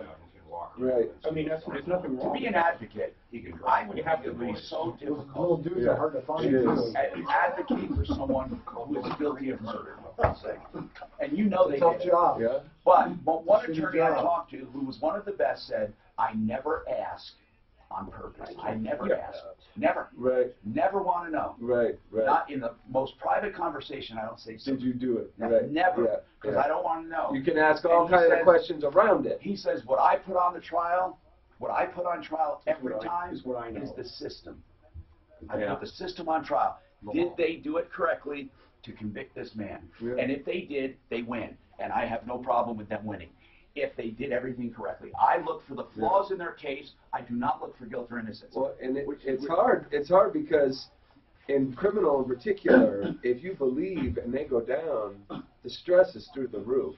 You know, whereas in bankruptcy, it's money. At the end of the day, it's not like this person who is entrusted, their life with you, and all of a sudden, you lose for them, and they go down. I get my one soda a day. Super and hard. I water it down and I nurse it. What's your wife's first name again? Judy. My wife was a public defender for years. The stories that came out of that were just. No, she works 2 days a week. Is all. Deputy attorney in Colorado Springs. She kind of likes. She's a nurse, right? Yeah, she's a recovery nurse. She Yeah. kind of likes what she does. Yeah, that's cool. So. Yeah, there's a lot there. I think she does. I think she says that she keeps it intense. up so we have insurance. Do you know? Oh, by the way, do you know that our speaking of President Trump? Do you know that our gym, our athletic club, will not allow TV now in the lobby where we all sit? Fights. Yeah. No. Oh, they can watch only sports channels. They literally outlawed in the gym. Or Fox or All well, I heard about that. Yeah. Fox, CNBC, all of them. Yeah. Except for ESPN and those. Smart. I don't know if it's smart. What's wrong with sitting?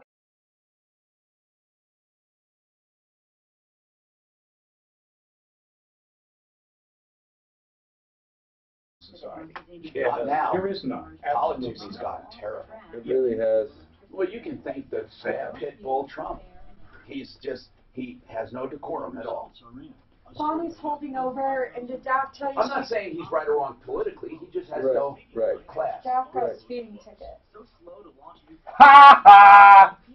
So what does that mean? I mean, that's She wants you to pay it because you were making her rush around I'm town. just sitting in this forever. That's no. No, but I was like, I'm sure you're gonna hear What about. happened? She was speeding. She was passing What somebody. happened? She was passing somebody, and cop blacked Happened to be a her. cop. 6-point ticket. 6 points? Yeah. How fast was she going? What zone was it in? Look, I go sit. Poor Dad. I felt bad. I've never seen over and it's probably more than $10 fine. How fast? I did ask. She just said it was a 6-point. They should have taken her license. They'll bring it I to think it's only 4. more than 10 over that it's that. It had to be some 10. Dad's texting me. Oh, more than 10 $150. over, I think you have to go to court. It wouldn't be $50. Or no, more than 20. 150. You're right. If she wants to bring it to 4. Oh, I wouldn't. I'd fight it. I'd fight it. Tell her that. 4 points? Are you kidding? Well, They're only giving you a 2-point break. how many points does it take to lose the license? Yeah, well, it's how It's many is insurance. it? 6 months or a year? 12 in a year? 12 in a year. 12 in a year. Unless you're under So all 18. of mine Yeah. probably fell off by now. I've been scot-free for 10, man. Did you? 10? You know how long I've been Trying to think scot-free? the last time I got a. You've never had a speeding ticket? Never got. By the way, scot-free is not. You're a Suzanne kid. had I'm running a background. Suzanne had to go to driving school Oh, Until late last year, I kid you not. until The judge Mike, threw the take book him at out her. on ya. Made her until go this to year in traffic Arizona, I school. got one for 3 oh look at that little dog. And she had a good And conversation. let me tell you, Yeah. it wasn't the first time she's been sent to Oh. traffic school. Yeah, there you go. Yeah, we caught that Well, on video. some people gotta, you know, People be saying reminded. this isn't Suzanne normally. She's so nice. I got my first ticket in Phoenix this year, 3 miles an hour over because they have a zero tolerance. And they said if they do the traffic court, they take it all, the traffic school, they take it all off. Damn, and the traffic school's only $35, but the court fees were $200. Oh, yeah, of course. So it cost That's double. how it, that happened in It's been a while. What's that? That happened to me in Arizona. That's where I was, Were you Arizona. in I-10? Yes, That's zero where- tolerance. That's where they get everything. Do they? I-10 through- Zero tolerance. I was 3 over. Is it Zero cameras? tolerance? Is it cameras? Zero tolerance. Is it cameras or cops? Cops. I'd fight it every time. Well, I did the traffic school. I can't go back to court. I haven't fought one for so long. Oh, Miles had one. It was one of the accidents he got in. He got a following too close. So, of course, the accident doesn't go off your record. But the cop never showed up, so it's a speeding ticket. And it dismissed? Yep. If the cop's not there, it's over, man. Really? Yep. Yeah. So You listen, have to have a witness against you, basically. so listen, But most of the time, I would what assume about the that cop guy? shows up. What about that guy that called in Keith? And if Keith, if you're listening, Oh, that crazy nut. no, he wasn't crazy. He said, unless he's flat lying, he says he moves it to federal court. Yeah, okay, so he says he gets the speeding ticket. He petitions the court to move it to federal And court. no, there is no. And there's an petition. automatic stay, right, when you move Okay, it. we got to Yes, get him the on. walk of shame. How do you get 6 points? 21 Oh, over. you have to go to court. Yeah, you got to peer It's it. 6, no, it's 6 points. I'd fight it. If now, at 150, I think you're right, you have they to drop appear. it down 2. There's no way I'm going to get lower than that. Cop doesn't show up. You went 21 over. Where were you? In the parking lot. Welcome to the show. I'm Tom Martino. This hour brought to you by Budget A1 Transmission and Auto Repair. Why? Because what a great repair shop. I know Mark Machowski for so many years. He's been in business nearly 30 years. And what I love about him, this is what I love, okay? You can go back and look at everything. You know how they never let people in the work area? He invites you into the work area, okay? Hey, give us a call, 303-713-TALK, 713-8255. We've recovered millions of dollars for people in cash, merchandise exchanges, refunds, and services. Today we have our Wink and Wink bankruptcy attorney, Mike Wink. That's the other part of the team. So we're talking about anything you want. We have a pending case right now we're going to go to with Diane, a problem with her grandson she feels is being kidnapped. That's a little strong language, but we'll get to the details. Budget A1 Transmission has this deal for you, and I love it. Listen to this. Find, fix, or free. $89 to find and fix a problem plus parts. $89 plus parts, or it's free. And all of their diagnostics will be written down for you so you have a clear picture of what's wrong with your car. So you cannot go wrong. The most you'll spend is $89 plus parts. And if they can't do it for that because it's major, they're going to tell you what it is in writing in a full comprehensive report. So you get something of value no matter what. 303-781-9858. 303-781-9858. They're on Santa Fe, just south of Dartmouth, along Frontage Road there. So Bonnie Shields is our attorney at law, and I appreciate her staying. Bonnie does family law, and she doesn't do a lot of custody. You don't do a lot of. You do custody, but what don't you do a lot of? I don't do a lot of things through the probate court, which is For where the children. relationships are. Where you represent children. Okay. But you have done plenty of custody things. Now, this is Diane. Diane is the grandma, and she was given legal guardianship, which is different than custody. Guardianship, because guardianship expires or can expire, and it's not the same as custody. Guardianship can be revoked So right now, she's had guardianship for how long total, Diane? Since September of 2016. Okay, since September of 2016, you have been the guardian of this boy, and now the father got out of prison, and the girl, your daughter, is she still into drugs? Probably. And you don't want, what, you don't want to give the grandson back? What's the issue? Well, this is the whole problem. Okay, he went and snatched him out of school, and then, so that was Friday, so I called him and told him, I have guardian of him. When are you going to bring Maddie back? Hold on. She has every right to go and get him. No, he went. He's on parole still. Oh, he went. He went and took Maddie out of school. Well, can he do that, Bonnie, as a biological dad? He never lost his rights. Yeah, well, I don't know what their order is. Did they have an order in their divorce or whatever it was? Does he have any rights to him or no? First of all, is your daughter still with this guy? No. Oh, she isn't? Do they get along? He's married to a girl that works for social services. Okay, well, here's the point. He has a right, unless, as Bonnie said, there was an agreement or a court order, he has a right to his son. My problem is he went and took him out of school. Then Monday, I went to the police station. I called him and told him, if you don't bring Maddie back, I'm going to call the cops. So he said I was threatening him. I guess you never. But, Diane, I'll let you finish. But you didn't hear what I said. You just glossed right over it. If he did not have a court order against that, he is allowed to take his son. He has every much as right as the mom does. Exactly, he does have the right.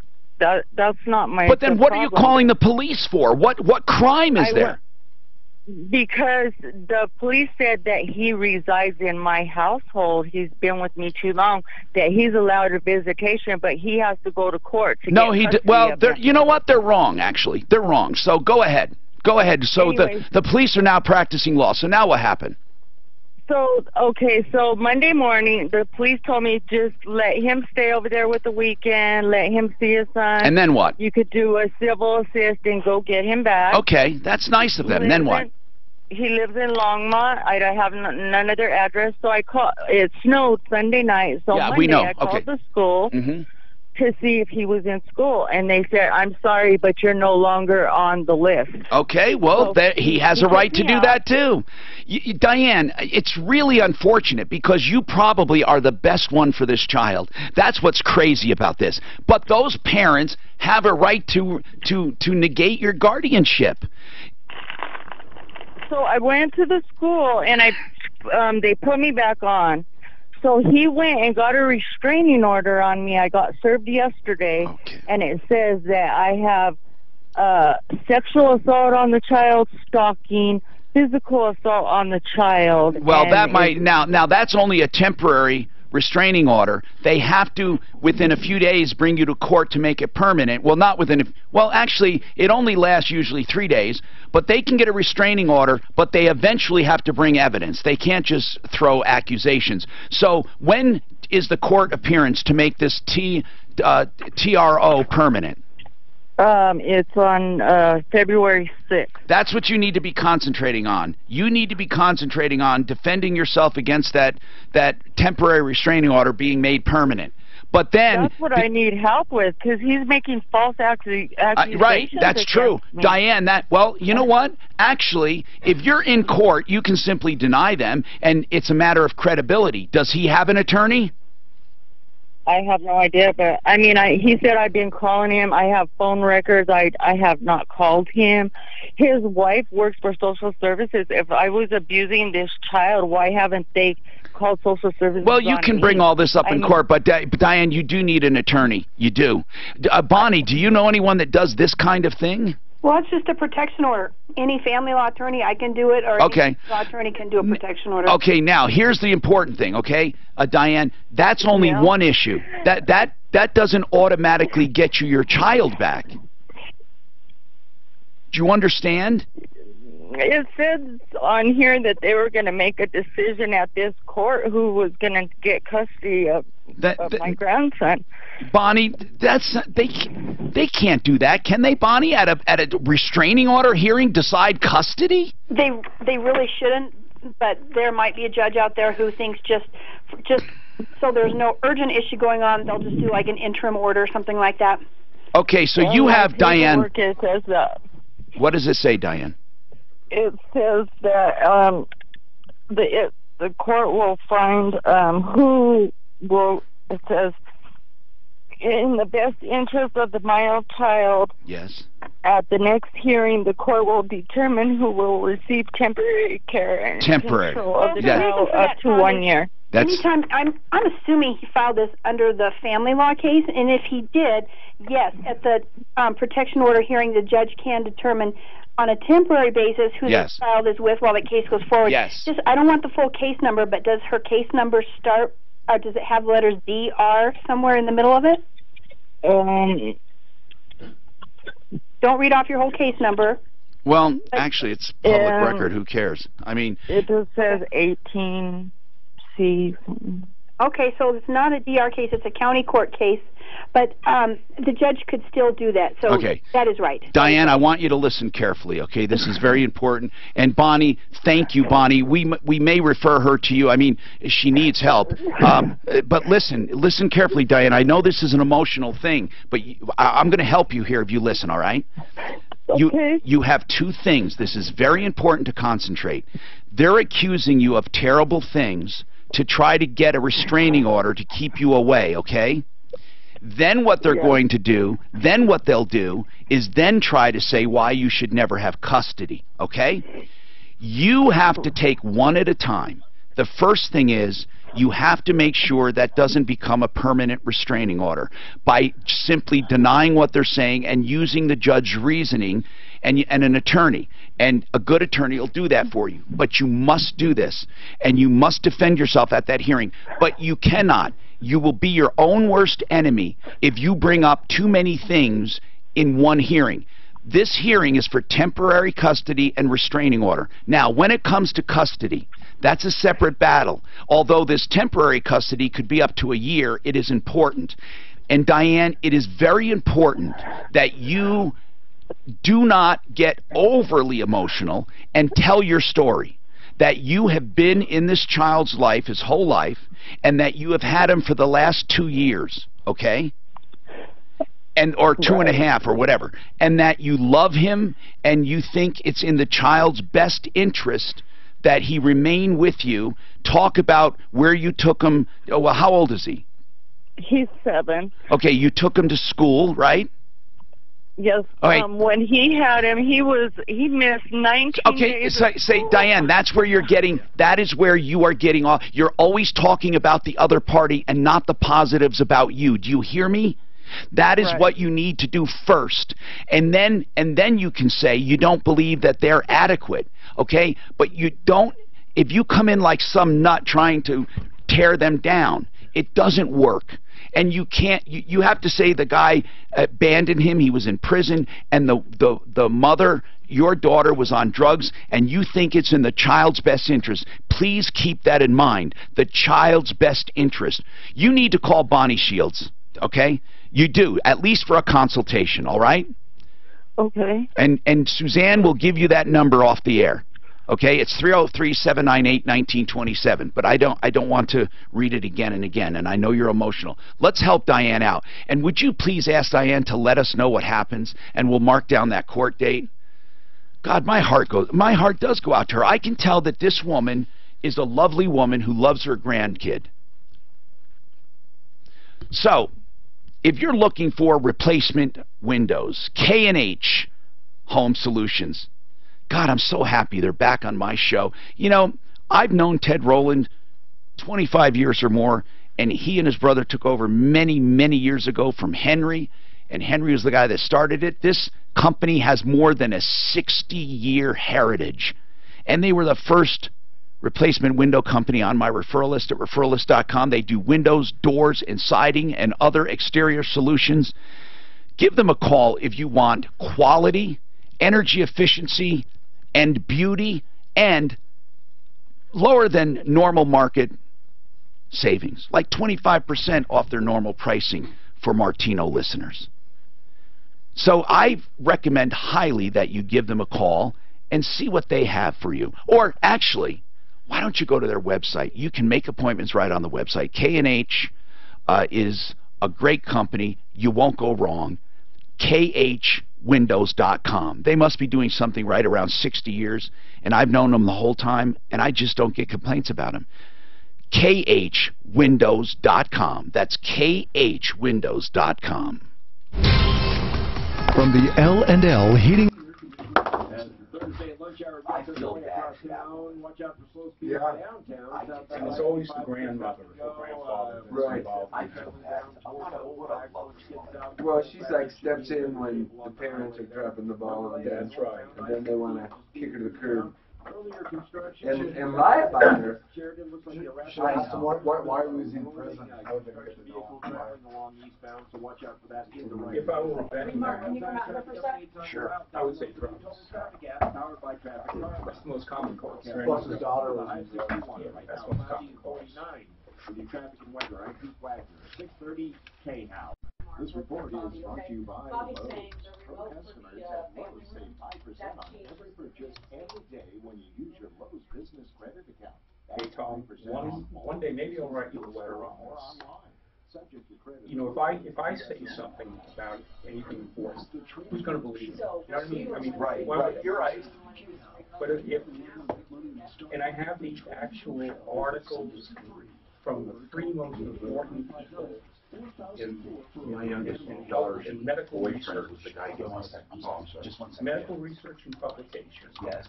They My all youngest say daughter's boyfriend was the one getting out of jail on one of these things about 2 years ago. It's the system is overwhelmed. In fact, the editor-in-chief of Lancet, which is like, What are they overwhelmed with? fraud. Oh, The so scientific you're going back. fraud. And the thing is, It's a big deal, you're saying. a big deal. 9,000 women in South Africa, black women, died because fraudulent research. Oh, you mean fraud in science? You're like just pseudoscience and shit? No, not pseudo. No, we're not talking about journals that publish crap. We're talking about the most significant scientific New England Journal of Medicine. Cancer research. Fraudulent. What's their motive, though? Yeah. The drug companies. The editor-in-chief of New England Journal, Marcia Angel, quit about 10 years ago because she got so fed up with how the drug companies totally control the medical journals. And she's written books on it, and it's really bad. I mean, worse. Hi, Tom Martino, your troubleshooter. Welcome to the show. 303-713-TALK, 713-8255. Approval reverse mortgages have been on my list a long time. Reverse mortgages are very difficult to get. Not to get, but to understand. They're changing them all the time. And here's what I have to say. Shop carefully, please. They're not for everyone, but they do fill a niche for some people with equity. And this is the only company I truly trust to give you the right information. ApprovalReverse.com. Go to that website and find out more. ApprovalReverse.com. Okay, so we have Doris now who has a question. Go ahead, Doris. What's happening? Hi, Tom. Yes, I hired a painting and siding contractor to do some work on a rental property of ours. Yes. And now he's not showing up. He didn't show up. Where'd you find him? Well, he came through a referral, and he's done work for other people. When you say a referral from who? From a friend. Okay, and Yeah. did he do everything good with this friend? Yes, he did. Huh.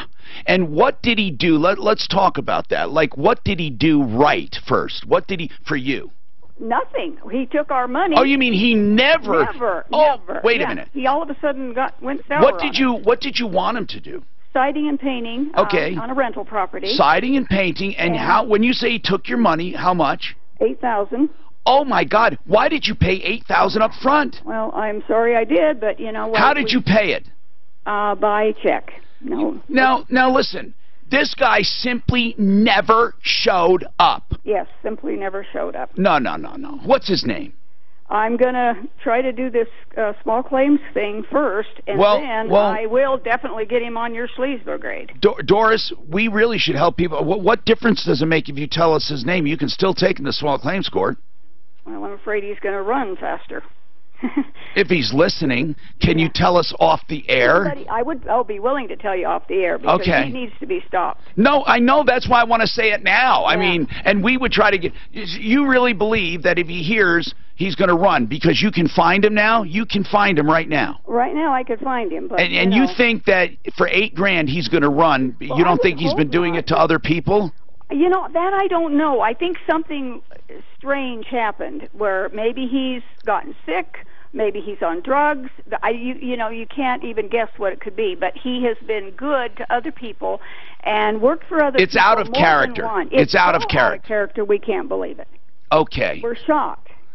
So maybe we should investigate it. First and foremost, did you call him? Oh, yeah. And what does he say? Between my husband and I, we both called him. And what does he say? Well, let's see. The check's going to be in the mail. I'll refund the money. The relationship has broken down, so I'll send you the money back, and that hasn't happened. You know, I've had some dental surgeries, or I had this, I had that. You know, just one excuse after another why he can't get started on the work or can't get the money back to us. Huh. Just one thing after another. So what did you want from me? I am going to file probably in the small claims court, and I'm wondering, do I put down his company name and his personal name? Yeah. You know how that basically? Well, yes. Is he a corporation? Yeah. Well, he's a company. I think he is. Yes. How do you know?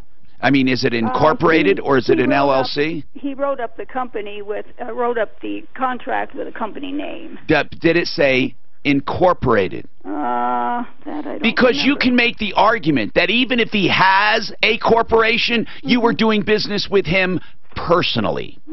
Right. You know, just so you know, Doris, we usually have better luck than small claims court. So you do what you want, and I appreciate you calling to let us know really nothing other than some guys out there that took $8,000 and never showed up. So, to Suzanne, I really don't know what she needs from us at all. I mean, we told her I would like to get the guy's name off the air. If we could, please, get the name and the business name off the air. Russ, what's going on with you, Russ? Hello, Tom. What's happening? Find an invention company that doesn't have any upfront fees and instead would accept a percentage of the licensing. Anyone that tells you that is a ripoff if they tell you that. So you're not going to find an attorney to do that. And if you you need an attorney, or do you want someone to market it? Market it. You already have the patent. No, Okay. I'd have to start at the very beginning. Okay, here's the very beginning. First, you want to do a patent search, okay? And you should have an attorney do it. And you say, do you have no money at all? Well, I'm retired, limited income. Okay, Trenner Law is about the cheapest you're ever going to get with intellectual property. Mark Trenner. Yeah, I mean, it's going to cost you. It could cost you about $500 for a patent search, but you're going to get a true patent search. Now, you can do it yourself online, but you can't be as well, I don't know. It depends on how good you are and how tedious. You can start online. You can start with some websites. In fact, Mark Trenner, if you call him, will help you, and he'll tell you what to do. So you want to do a patent search online, and you want to have an attorney at some point. Don't ever try to do a patent on your own. I know there might be a few in between that say, I've done it all on my own, but trust me, in the long run, you really want someone who knows what they're doing. And then after your patent, the marketing part, you see, where inventors get screwed up is when they try to do everything. It's called vertical marketing. They want to do everything. And or is it called horizontal? Whatever it is. They try to take care of everything. They invent, they manufacture, they distribute, they market, and those fail. The truest, the most successful inventors license others professionals per item to do all of it. And if your invention is good enough, you will have no problem finding people to license. If you start giving percentages of this and percentages of that, it really, you either get people, if you get people who truly believe in it, that might work, but you can end up paying way more. You can end up with a lot of rip-offs and people who just lie to you. It's just, I don't know, it just doesn't sound right. You want professionals to be in the game on their own, to take it and run with it. That's usually a licensing agreement where you license the patent or straight out sell it. When you try to be involved, the inventor, it almost never works. Most people won't even look at you. They don't want you in the way. But it depends on what type of an invention it is. What type is it? Tools. Okay, so tools, all right. Is it something a tool company might be interested in trying, or yes, I think so. To sell on their line? It would enhance their line? Yes. Okay, Yes. Well, first you need the patent search and the patent, and then an NDA, a non-disclosure agreement. And you have to be very careful when you start shopping it around, because well, no, you don't. Not once you have your patent, because if you start doing it now before a patent, and it becomes publicly disclosed, you only have a certain amount of time to get your patent, or you lose your rights forever. Okay. So, good luck to you. I would start with Mark Trenner. I really would. He is a good guy, and let me see really quickly what his number is here.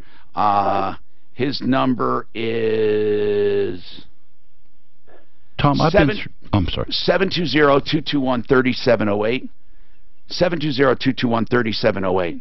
I've been through this, so I can give him the steps, too, if he wants to talk to me. Yeah, we're not going to do that. We're going to have you go to an attorney, because when it comes to the legal stuff, you have to go online and do that.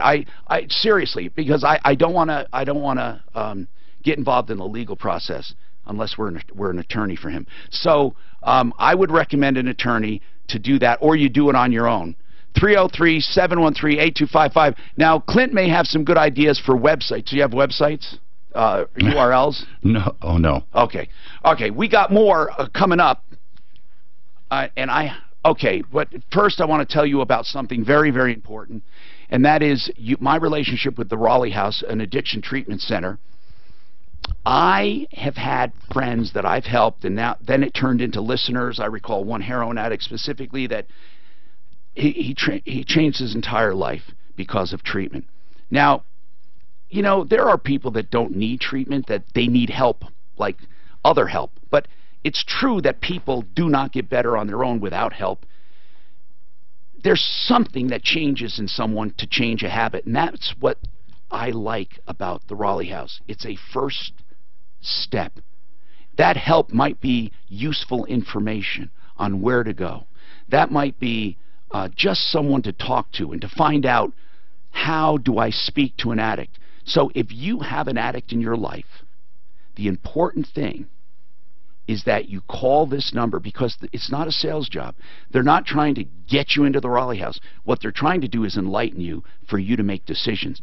They'll talk to you about cost, how long it takes, if insurance covers it, what are other treatment available, what do they do at the Raleigh House with their evidence-based treatments, and they have a great program. But the purpose of this line is to give you information. You may want to know, how do you detect if someone has a problem? You may want to ask about eating habits. You may want to ask about mental health. Anything you want, you have licensed professionals, caring, loving professionals, answering your questions about anything addiction.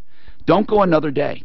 720-893-5559. 720-893-5559. From the Fox Business Network, on Wall Street, the Dow climbing to a fresh new record high in afternoon trading. With healthcare companies among the gainers, tech stocks are mixed, but airline stocks are falling. And Americans scaling back their purchases of new homes. The Commerce Department says sales fell over 9% in December, which was the biggest drop since August of 2016. The average price of a new home hitting a record of over $335,000 in December, which is up over 2.5% from a year earlier. And earlier this month, Taco Bell announced its plan to add a new item to their famed dollar menu selection, the nacho fries. And according to a press release, it will be available crisp to perfection with bold Mexican seasoning and served with a dippable side of warm nacho cheese. This hotly anticipated item is available starting today, but the catch is the nacho fries are only around for a limited time. With the Fox Business Report, I'm Hillary Barsky. You wouldn't put a square peg in a round hole, so why would you deploy a traditional firewall in a modern decentralized network? Firewalls have new requirements for businesses leveraging SaaS-based applications and public cloud platforms like AWS, Azure, and Google Cloud. We're in the cloud generation now, so your firewalls have to be engineered to fit right in. Reclaim your cloud network. Try a Barracuda Cloud Generation Network or application firewall free at barracuda.com/firewalls. This report is brought to you by Indeed.com. No major problems drive across the metro area freeway system with the exception of downtown, southbound I-25 stop and I-70 heading down towards Colfax, so watch out for delays there. In town right now. Off highway, there's still that auto pedestrian accident being investigated on the eastbound side of Colfax. Okay, let's see here. Detroit. If you can, just avoid that stretch for now. I don't think there's any difference. The whole idea was this stupid thing is I was supposed to be able to get to be remote control. I can turn on my music. I mean, but it's looking for Wi-Fi here. Do I have to be on the same Wi-Fi? What good is that? I can open my garage door. Why the fuck can't I do this? We're trying to do that too. We're trying to control the heat and the water of the cabin from here. Well, you should know. I do that with my house, but you can't do it with music. Apparently, I thought you could. Are you tired of the glare and heat from the sun streaming in through your windows? Hi, this is Cam Moon for Solux. That's the revolutionary smart window lining. Why would you want to control the music in your house if you're not there? What do you mean? Well, he's trying to do the remote music thing on his house, but if you're not there to listen to it. Dogs like you bring up a good. He doesn't have any dogs out. You bring up a good question. The rodents like us. Yeah, exactly. Whoever's burglarizing him right now would like. But that is the thing. I turn on something like you want to talk radio during a certain time, and then Hurry. Oh, you? I can see controlling the thermostat and all the other things like you do, but. All right, 303-713-8255. Where did we leave off? Tom will be walking back in a second, but I don't quite remember where he left off. Let me ask you something about bankruptcy, though. Mike with Wink and Wink. Yeah? Do you guys ever, typically speaking, can you save the house? Yeah. Typically speaking. Typically. It's getting, typically, yes. Even in a Chapter 7, not a 13, but in a 7, generally people keep their house. Yes, that's right. Really? That's right. Wait. If they have a lot of equity in a 7, they're not going to keep it. Right. So let me start by saying we've never, and I'm knocking on wood, 1,000+ cases, never had a debtor lose their home in bankruptcy. Never. But okay, then they didn't have. So I'm not trying to argue, but they didn't have equity. Right. So the way it works is there are equity limits. Typically, it's $75,000, and if you are below that, then you're safe in Chapter 7. If you're above it or even close, if you're going to file bankruptcy, which you may not, Chapter 13 is where you go because they do not take and sell your house in Chapter 13 bankruptcy. Period. So you might have to pay for that equity above it, and maybe that's a good deal for you or not, versus, compared to how much debt you have and those sorts of things. But there are ways to deal with debt. It just could cost you more if your home equity is high. All right. Mike Wink from from Wink and Wink. Joel, what's happening, Joel? Hi, Tom. Hey, man, what's going on? Not too much. I just wanted to let you know that I had a problem. My roofers came over and put a new roof on my house about 5 months ago, and I just found out Christmas Eve that they had broken the gas hot water heater vent. God, that could be dangerous. Yeah, that's what the fireman said. They came. So my goodness. So what did they do? How did you find out? Well, my granddaughter came over on a Christmas Eve. She started coughing, and my son said that she hadn't been coughing, and then it turned out that I started looking around, and it turned out that the hot water heater, the vent was broken off and just venting right into the house. Well, that's crazy. So anyway, what are you calling about? I'm calling to find out if you can give me some help as far as letting me know what I should do, or if you can help. Oh, you mean you got to get that vent fixed? The roofers should fix it, the guys who did your roof. And if you got them from referralist.com, they would have fixed it. I know I was a mistake. I wish I'd have done Oh, it. now listen, I don't mean to be a smartass, though. We can help you if they'll cooperate. But really, truly, Joel, some of these guys are just in it for, they chase a storm and then they leave. So what's the name of the company? Let's start there. Well, they're a nationwide company. Who are they? They're called Aspen Roofing and Exteriors. I know who they are. They're not on our list, are they? I don't think Aspen is, but they are extremely large. In fact, they could be the largest roofer in the country. Okay, so did you call... They're storm chasers. Did you call them and ask for help? I called and I talked to them, and they said they're looking into it. And that's basically as far as it's gone so far. They haven't never finished all the other work they were supposed to do here either, so... So you never... So are they paid in full? Yes, sir. Yeah, the insurance company has paid them in full for the exterior work on the house. So we breathed the carbon monoxide for over 4 months. Well, that's how long that thing was off. Yeah, they're lucky you didn't have any permanent damage. They would have been on the hook for a big lawsuit, a giant lawsuit. This is one of those would-have, could-haves. I think we do have permanent damage. Yeah, you know what? You're not gonna. That dog ain't gonna hunt. If you're gonna try to get something there, Joel, Tell me. Let's just play that game. What permanent damage do you have? Well, my wife has MS, and she went and seen her doctor. He said that it looks like she has some increased cognitive impairment from breathing the carbon monoxide, and that's probably going to take, it could take over a year for her to recover what she can, but there's probably not all of it's ever going to come back, all of her. And what about you? Same thing with me. I have memory loss. I can't really seem to think about anything anymore as far as keeping my... Well, Joel, good luck to you there if you find a shyster to take that case, because it's truly a stretch. I'm not saying it didn't affect you, but the chances of permanent damage... What were the levels of carbon monoxide? Your alarms didn't go off. No, the carbon monoxide alarm wasn't working. So you need a doctor, and by the way, that's what you call comparative negligence or shared liability, because you didn't have working alarms.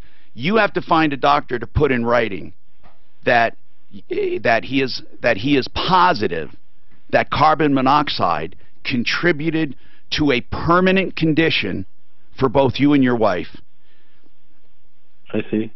And what you do is start by calling. I would start by calling the lowest of the lows. I mean, these guys that advertise all the time that seem to take any case. And if they don't take it, then you know you got a problem. And that's where I'd start. So I'd look for nicknames like Bulldog, Bullcrap, Strong Arm, Big Ass, whatever. I would look for those nicknames. Because the Strong Arm is a big ass, by the way. But okay, so listen, as far as the roof, though, let's get to that.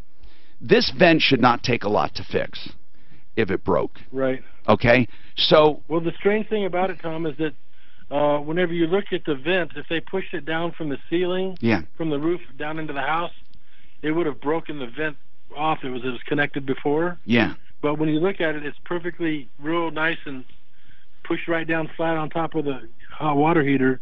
And then the vent is still standing. It wasn't connected. It was just... Wow, I see what you're saying. So, no, you need to get someone in. You need really to get someone there to fix it. I mean, that's not safe. So... It has been repaired, yes, sir. Oh, it has. How much did it cost? It cost about $300. You know what? Small claims court, this is a case where small claims will work. This is a case. Because Aspen will probably ignore it and you'll get a judgment and they're collectible.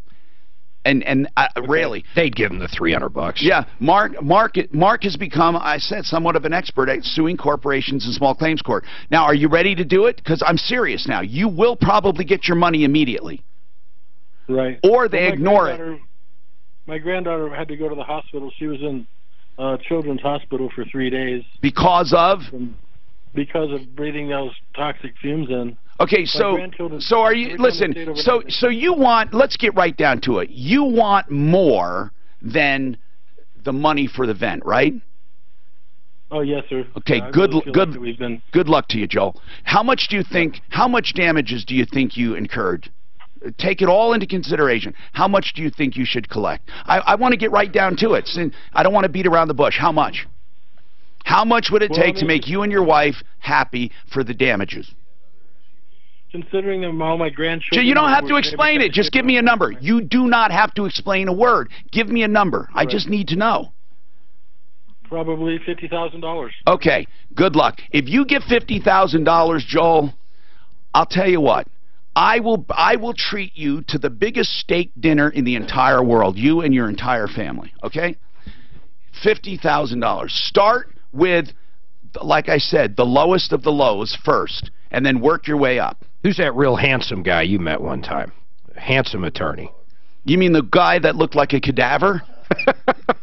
That was under a sun lamp? That was the Bulldog, whatever his name is. What is his name? Moore? Brian the Bulldog Moore? Yeah, Brian the Bull Crapper Moore. Yeah, he's the worst breath. It smells like a morgue to begin with. I don't even know how skin can be dead and you can be alive. How is that possible that you have skin flaking off of your body and your teeth are rotting out of your mouth and you can literally sit in a chair and conduct business? This, of course, is your opinion. Yes, of course. And also, the worst demeanor, the worst attorney I have ever met, in my opinion. And he takes a guy up till, like, he had 3 months left and then drops the case because he didn't like it. Never communicated. I mean, if you believe commercials and you know, the Colorado's Best, I think he's on that show. I mean, it's a joke. It is a joke what this guy is. Christy has a comment on this case with Aspen Roofing. Joel's looking for $50,000. Go ahead, Christy.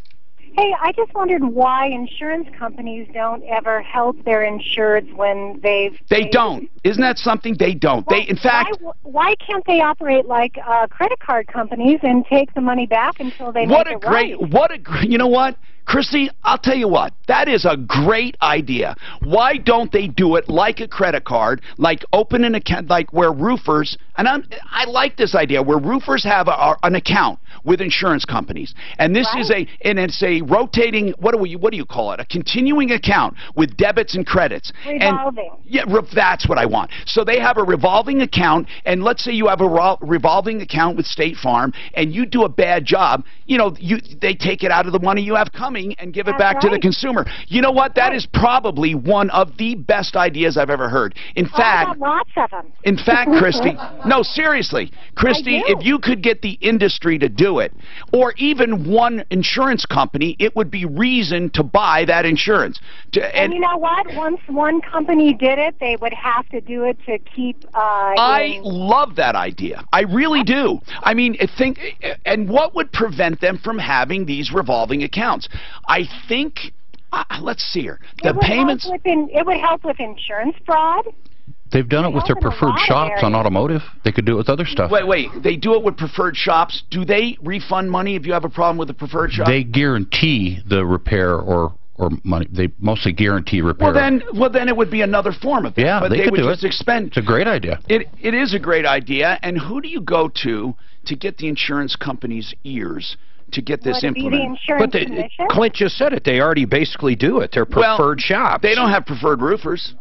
No, it's for cars. Why don't they do it with It's going to jack up the price of everything. You just use a good roofer to begin with, like Excel Roofing, and call it done. No, I understand that, but Christy has a great... You know, she's thinking, look, if I paid by credit card, I could just refute it. And she has a good point. So, Christy, when you say you have a lot of ideas, hold on a second. Oh, just hold on. You've intrigued me here. Oh, Lord. No, I mean, I like people when they have ideas. So, let's talk about VA loans. You know, I don't talk about VA loans a lot. We talk about ideal home loans for your next ideal home loan. And where does VA play into this, Brent? Well, Tom, here's the thing. For eligible veterans, this is one of the aggressive, better products in the marketplace, and the interest rates on this type of product is fantastic. So here's the thing. A lot of veterans feel like that if they've used their eligibility, they're done, and that's not the case. You can use your eligibility again and again, but here's some of the highlights of a VA loan. You can borrow 100% of your home's current appraised value. You can use those monies to pay off bills, consolidate debt, get cash out for home improvement. There is no monthly mortgage insurance premium, and if you are looking at buying a home, you can finance 100% of the purchase price with no monthly mortgage insurance on a VA loan. I don't think you can beat that, and you can't beat the company Ideal Home Loans for your next Ideal Home Loan. They're great people in Colorado, born and bred in Colorado, and here for you. Ideal Home Loans, 303-867-7000, 867-7000, or idealhomeloans.com. From the L&L Heating and Air Conditioning Traffic Center. For your lunch hour this Thursday afternoon, I-76 is wide open, so is 225 and 270. We have a report of a crash on East Carmel and Oxford? So far, not major, at least not. Well, I didn't say that. They may have, but I just they may have. I mean, if you bought a home recently, and it didn't even don't necessarily have, which means that. But if you've been in a home since like 14, not at the level, you probably have more. Let's play that game here. It's real. How are you going to quantify it and sue them from the time that happened? How are you going to do it and prove damages and get an attorney to do it? Well, right, just that, get a doctor to say it. I've seen these cases, so I know it's not going to work. I mean, I can tell you with a surety, he's not going to. First of all, $50,000 is too little. I mean, there's no attorney that'll take a $50,000 case, right? So now let's talk about more. Where are the damages? This kid was in the hospital. We don't even know if they're exaggerating, but let's say they're telling the truth. How do you measure this guy's cognitive ability to the prior date? Well, you measure it the same way you do in most lawsuits. You get a psychologist to do neuropsych but they testing. Don't know what his level was prior. Yeah. But they will bring in things like saying, well, do you think there's a good chance of them prevailing? Is what I'm asking. Do you really believe that? No. I have no idea because it's not something I've ever seen. I do. They aggressively defend these. They don't even settle. Insurance companies, they're crazy what they will bring in. I mean, and then MS you have deterioration anyway. So now you have to prove that it accelerated. Well, you're missing the entire professional. The cost of money up front. Right. The cost alone, not the attorney's fees. The legal cost for professional witnesses and testing. I would say $60,000 and $70,000. And if you really lost your cognitive ability from something, wouldn't you want a whole lot more? I guess. Yeah. How do you know what you want then, right? That's right. How do you know where you were back then? Plus his granddaughter. No, I mean, I don't mean not to be sympathetic, but it's the real deal. Of course it is. And, I mean, everything in life has a cost to it. I mean, every day of our lives, we have something that probably does harm to us. This lady's idea of the preferred roofing companies with the preferred trucks, it works pretty good. Hi, Tom Martino, your troubleshooter. She hung up! I'm Tom Martino, 303-713-TALK, 713-8255. Tom, that was my fault. 8255. I am so disappointed. I wanted to talk to her about her ideas, so if she's listening. One Clear Choice Garage Doors is so easy to endorse because they do such a great job. The way you'll know is call. Call for one of their inspections. If you mention Martino, it's free. And they will lubricate, tighten hinge bolts, and check cables and check the operation of the door. They want to put a sticker on there, so next time you have a problem, you call them. A broken spring, you call them. A new door, you call them. They have new doors starting at $333. I mean, new garage door openers, $333. And I had actually the whole garage door done by them. I have never had a smoother, more beautiful garage door, and I'll defy you. In fact, I meant to do this with Mark because he always says, "Oh yeah, prove it." If I put your back to the door and I press, if you don't know I'm pressing the remote, you will not hear the door. That is how quiet it is. Anyway, oneclearchoicedoors.com, 303-565-6409. 565-6409. Hey, David has a comment on Strong Arm. Go ahead. Or something, David.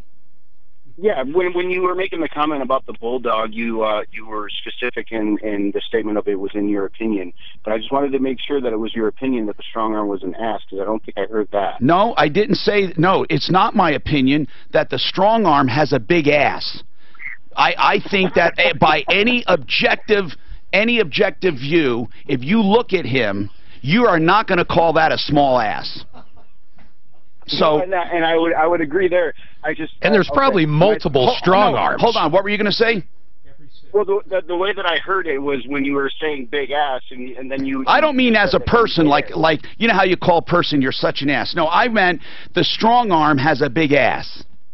Okay, all right, I just wanted clarification. But there's multiple strong arms. I really like...